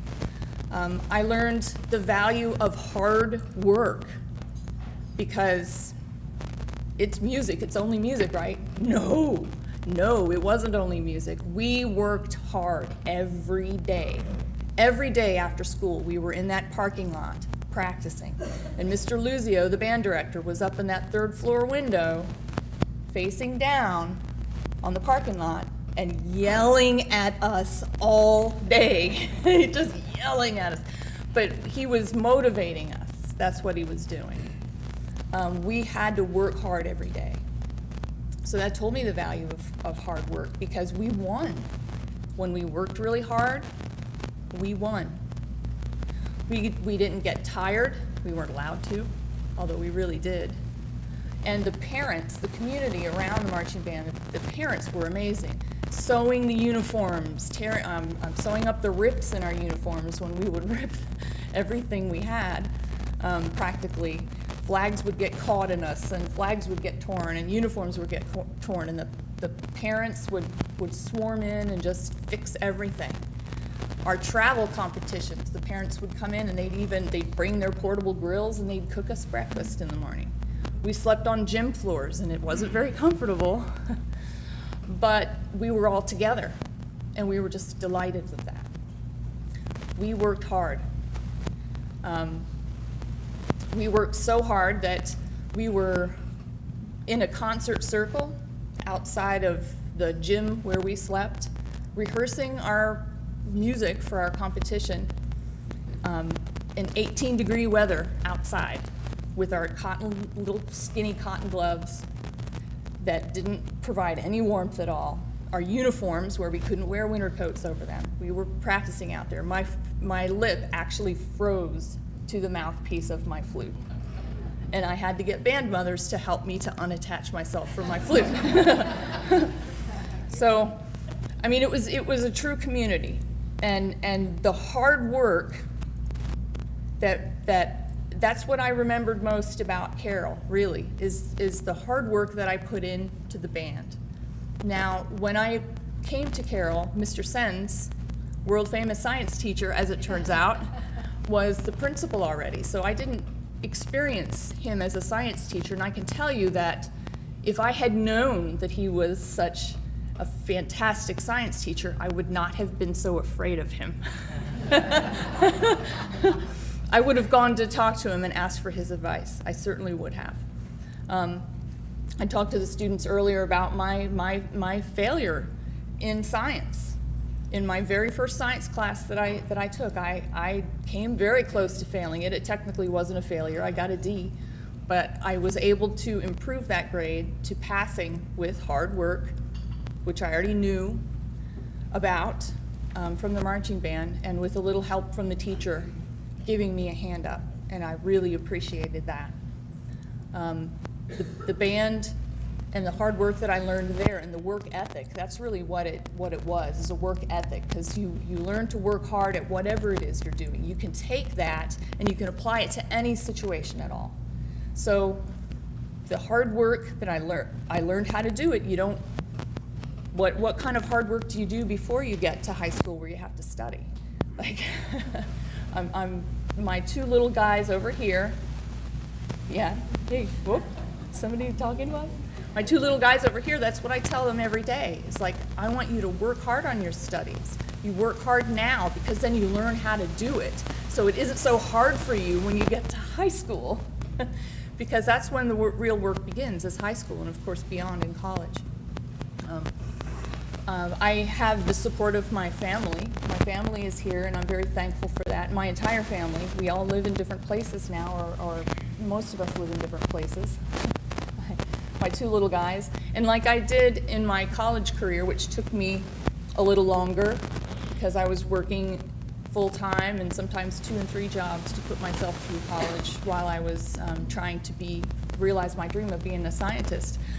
That college career took me longer. Motherhood took me a little longer. I had those guys when I was in my 40s. So you just do what you have to do to get the job done. For me, I had to get through my studies so that I could build the career that I knew that I needed to have. And once I had gone on my way there, that's when I figured, well, maybe I should try this motherhood thing out. So I really appreciate my boys and their attempts to be patient and good listeners. My husband of 26 years, Bill Cashman, who himself is a very accomplished person, retired from the United States Air Force, retired officer, and now is working his second career. My mom and dad, who sacrificed a lot to put 4 of us through Carroll, and there were a number of years where there were 3 in Carroll at one time. My older brother graduated, and then the younger one came in. So I think it was 2 years that you had 3 in Carroll. I don't remember that part. I didn't have to pay the bills, so although I know that they did, and they did sacrifice to get us all through. My brother Pat, brother Chris and his family, my sister Deidre and her family. I really, really appreciate them and their support, although it didn't feel like support sometimes. But just having the love of a family who supports you and really is behind you, a school that taught you something that was important in your life, which goes way beyond grades or anything of that nature. You learn life skills that carry you to wherever you want to go. And for that, I'm very appreciative. I'm very thankful for the committee who elected me for this honor, and thanks for your attention.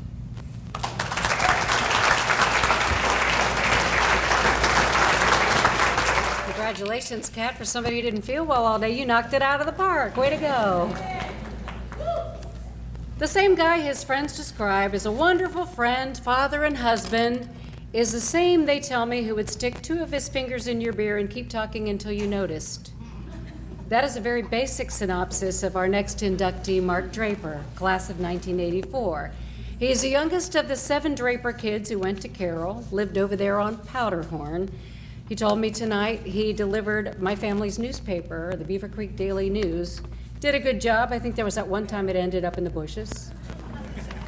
His accomplishments, like those of our other inductees, are not only impressive, they are over the top. I mean, what does this guy not do? He has served our country, retiring as a lieutenant colonel from the Air Force, and then continued as a civilian researcher at the Air Force Research Lab, devoting his life's work essentially to the defense of our nation. He has a PhD in engineering and has worked in the field of critical flight safety issues for our military and UAV research, among others. In doing so, he has received the highest award in the Air Force for science and technology and the highest award for human sciences at the 711th Human Performance Wing. He has chaired multinational NATO research teams and presented research in more than 17 countries. His close friend from high school, Bill Jagrowski, who very much regrets he couldn't be here tonight, says Mark travels for his work to countries such as Sweden, England, Australia, Spain. In fact, his wife is part Spanish. ¿Cómo está, Maria? Yeah, I married a Cuban, took 4 years of French, who knew? But Bill says everywhere Mark travels, he takes time to learn about the culture and immerse himself in the country. He's a patriotic American who works to understand other cultures and other countries, the type of person this world needs. His friend Bill played soccer with Mark in high school and remembers him as a very intense competitor. Bill says he tried to wear Mark out by running him to death. Mark played defense and didn't get to score very often, but there was that time that Carroll was up 5-0 and got awarded a penalty kick.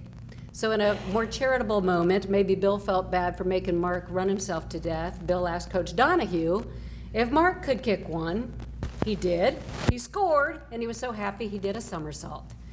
Fun guy, that Mark Draper, very bright, very humble. Just watch his fingers around your beer. Ladies and gentlemen, please welcome from the class of '84, Colonel Dr. Mark Draper to the Carroll Distinguished Alumni Hall of Fame. Hello, everybody. It's been a long night. I'll try to be quick. And I have to say that I'm the youngest of 7 kids, and given the order, this is the second time I'm the youngest of 7 here, as the way things have transpired. My son, Noah, told me to say that right before I went up, and I said, that's a good line. I should have thought of that.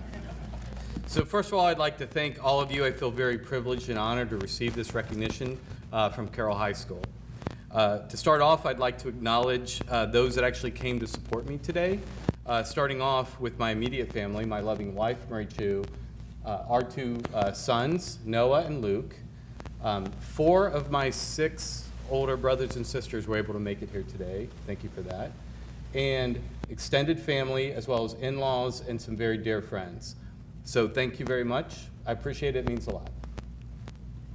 I'd also like to deeply appreciate all the hard work of the alumni planning committee to pull off such a power-packed and memorable set of events over the past couple of days. It really was very professionally done. It went off flawlessly, everything, and I really appreciate it. To Julie, Jim, and everyone involved, you people are truly amazing. So this award really does mean a lot to me. It personally touches my heart because, mainly, I truly believe that Carroll has a very high percentage of alumni who are very successful people. The metric of success might vary widely, from being an exceptional healthcare professional or an outstanding teacher or an engineer, a scientist, an artist, a charity or social worker, and even a loving parent who's raising a loving family. But by whatever metric, the common thread through all of that is Carroll graduates seem to be very successful if they do what they love. And because of that, to even be selected or even to be considered for such an award is truly humbling. So when I think of Carroll also, I think about family. Family and Carroll seem to go hand in hand. And primarily, the reason initially is from immediate family effect. So as I said at the beginning, that I'm the youngest of 7 siblings that went to Carroll and graduated between 1972 and 1984. And that is because of the love and dedication of our parents, Alfred and Bernadette Draper. They wanted very strongly for all their kids to have a Catholic education in a really good environment, in a high educational environment, and they made it happen. My father passed away several years ago, and my mother sadly couldn't be here, although she wanted with every fiber of her being to be here. So I'm really appreciative of the fact that we're having this recorded, because as soon as I can get a copy of this, I'm going to sit down with her and we're going to enjoy it together. But getting back to this youngest of 7, what a legacy. I mean, to actually step into Carroll High School, and it's all new to me, new teachers, new rooms, what's going on, and to have almost everybody, the faculty and the students, know me because they knew my older brothers and sisters was really just shocking, right? And I was marked in some ways good, in some ways maybe not so good. But I certainly, in a really weird way, it was comforting. In a really weird way, it gave me confidence, because here I am stepping into a high school, which is a bit daunting and you kind of lose confidence. And then to have people know you suddenly makes you feel like, hey, I'm in family. I have some kinship here, right? And it made me feel good. It kind of made me get my feet on the ground and get running. And to that, I thank them for paving the way for me. So the other thing that happened to Carroll that was pretty substantial is I met my future wife. And I did so, I have to give credit to Mr. Hemmert for his creative writing class, because I learned how to write pretty good poems. And I would send poems her way my senior year and just try to woo her, because she was a really attractive blonde and I was just constantly running down the halls after her. And it seemed to work. So I was very happy to actually get a wife out of the deal. So when we had kids, there was not even the slightest question.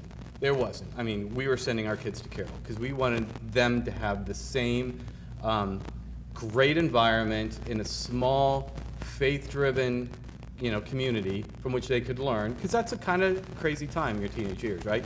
And you want to kind of have them, usher them through it. And so we did that, never had a question, and hopefully they enjoyed that. Sometimes they did, maybe sometimes they didn't. The other thing about family with Carroll is that the family became extended. So I met a lot of lifelong friends when I was at Carroll. They're still my friends today, very, very close friends, including my very best friend, who was the best man at my wedding, who actually said those things which were really just terrible to Cheryl that she repeated at the beginning. I had no idea that he was going to say those things. But what I think is really amazing is that when I meet people from Carroll that I have never met before, instantaneously, I don't know what it is, but suddenly I feel an association, a pride, at the fact that I meet a Carroll grad. And we actually had, this is just happenstance, it wasn't planned this way, just about a month or two ago, you got a perfect example of that. We were looking for a used car, and we couldn't find any in the Dayton area, and so we actually had to drive to Cincinnati to see a Carroll varsity soccer game, because my youngest son, Luke, is a senior, and he plays on the varsity team. They're 8-0, by the way. And so we decided we'd go by and check out a car on the way. Why not? So we go to check out this car, and both my wife and I are completely struck by how nice this guy is who's selling the car, right? He was very honest, he was very kind, very respectful. He was telling us things about the car that I should have been smart enough to ask but wasn't asking. He's like, oh, by the way, truth and thing, you have to think about this and that. I thought, wow, what a wonderful guy. We talked about that. And it wasn't until we got to the very end and we said, hey, we got to leave. We got to get to a soccer game, right? And he goes, oh, yeah, who's playing? I said, well, we're our high school, Carroll. He says, oh, that's weird. I went to Carroll. I graduated from Carroll. And it's like instantly, wow, comfort, things are good. I ended up buying the car from the guy.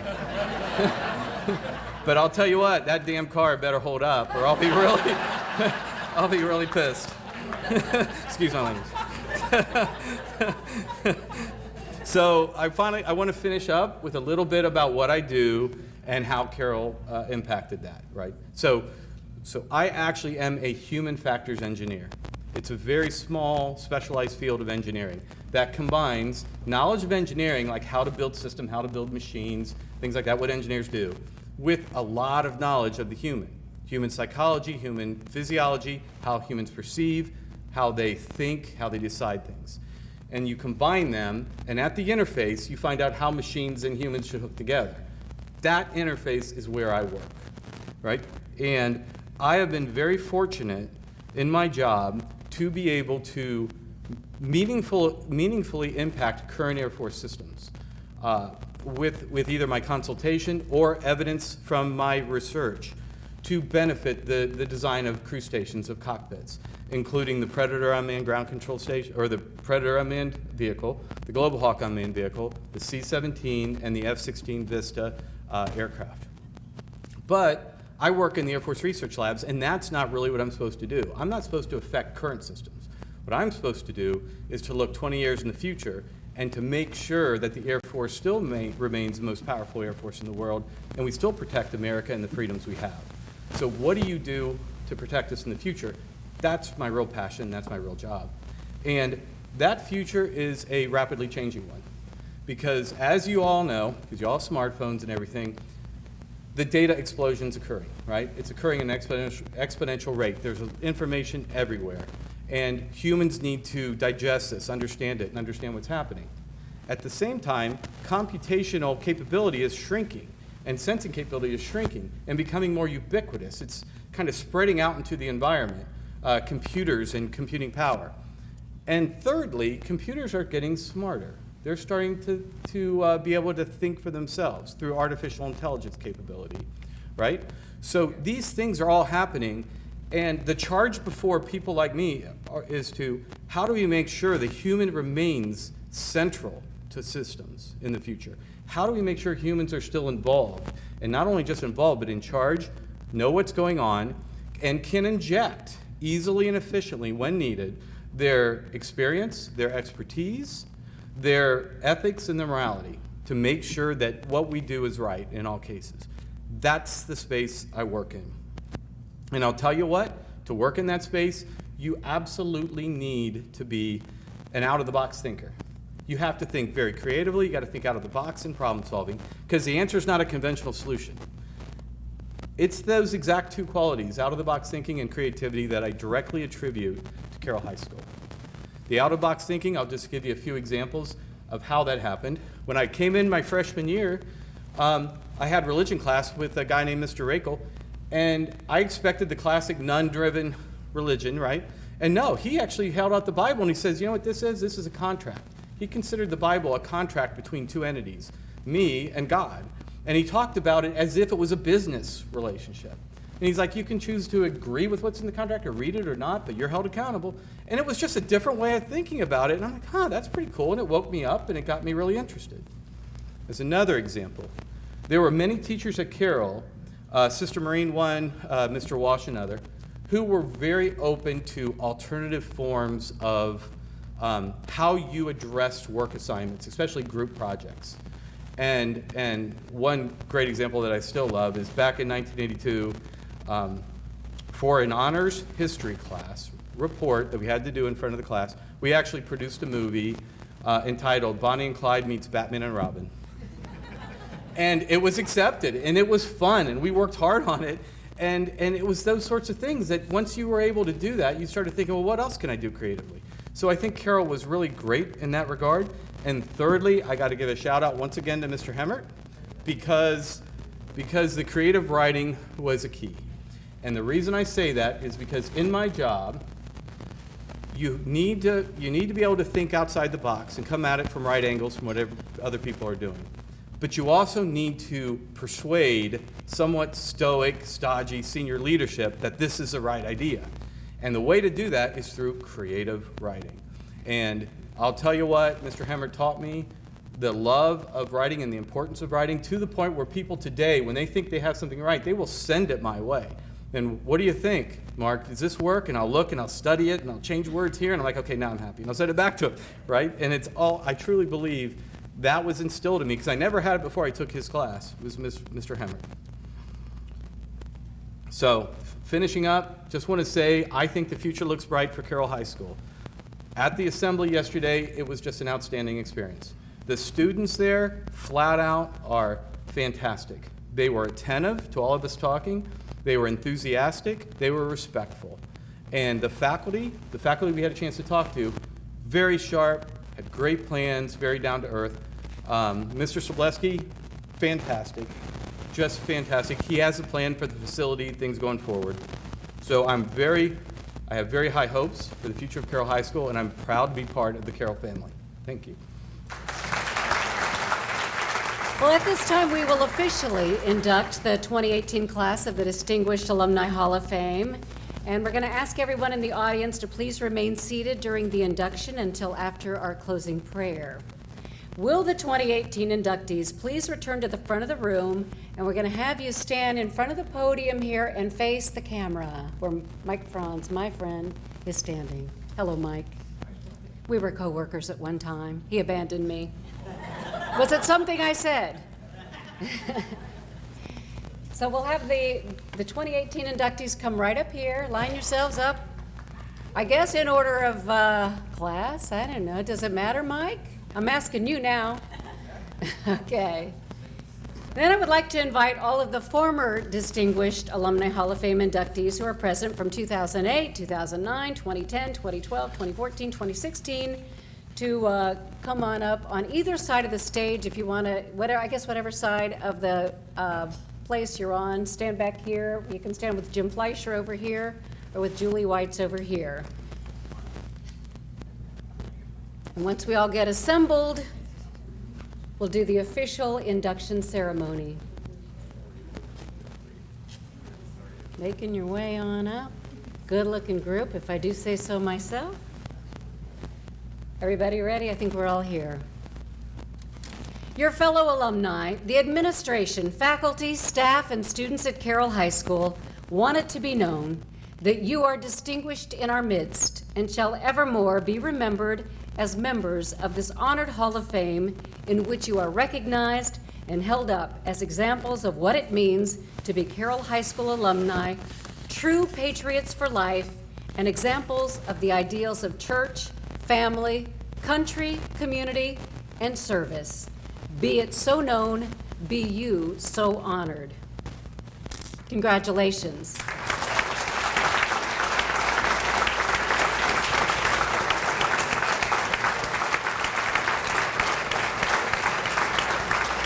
Good evening. I'm Pam Tips, and I'm the Director of Advancement at Carroll High School. Thank you all so much. Thanks. Should I have one fan in the house? Thank you. Thank you all for coming out tonight. It's been a really, really wonderful evening. We're going to wrap up. I'm the last person you have to listen to. I have a few notes. Mr. Sobleski mentioned that we have begun our capital campaign, and that's true. Appropriately, our very first project was to renovate the chapel, and it is absolutely beautiful. I invite all of you tomorrow to come to our new chapel at 11:30. We have Mass. It's in memory of our deceased alumni and faculty. So you can come up the front stairs. All of us are welcome up the front stairs of school. Or if you need to use the elevator, you can go in the gym doors and to the left, and then the elevator's down that way. There'll be people, Julie, there'll be people to direct. Okay, great. So please, we would love to have as many of you there as you would like, up to 200, because that's how many seats are in the chapel. Let's see. Just a few more thank yous. Cheryl, you always do such a wonderful job. We wouldn't want to do this without you, and we hope we don't have to.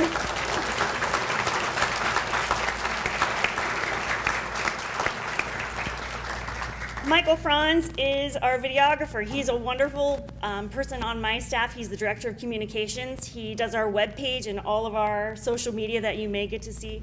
Also, this and other ceremonies you will find on our YouTube channel. So please go there and you'll be able to see this eventually and currently previous ceremonies. So thank you, Michael. Jill Kilby, thank you so much for taking over for the esteemed Mr. Tom Hofler. You had a great job yesterday to MC our student assembly, and they made us proud, and so did you. So thank you for doing that for us.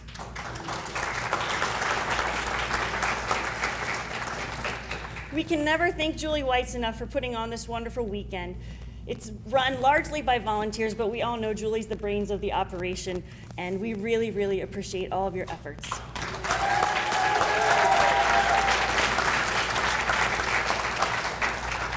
So together, we'll all just say a final prayer. In the name of the Father, and Son, and Holy Spirit, amen.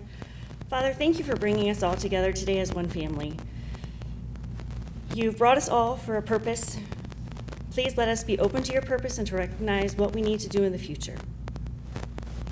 For those who have come near and far, please keep them safe on their way home tonight and always. In your Son's name we pray. Amen. Thank you all. Have a great night.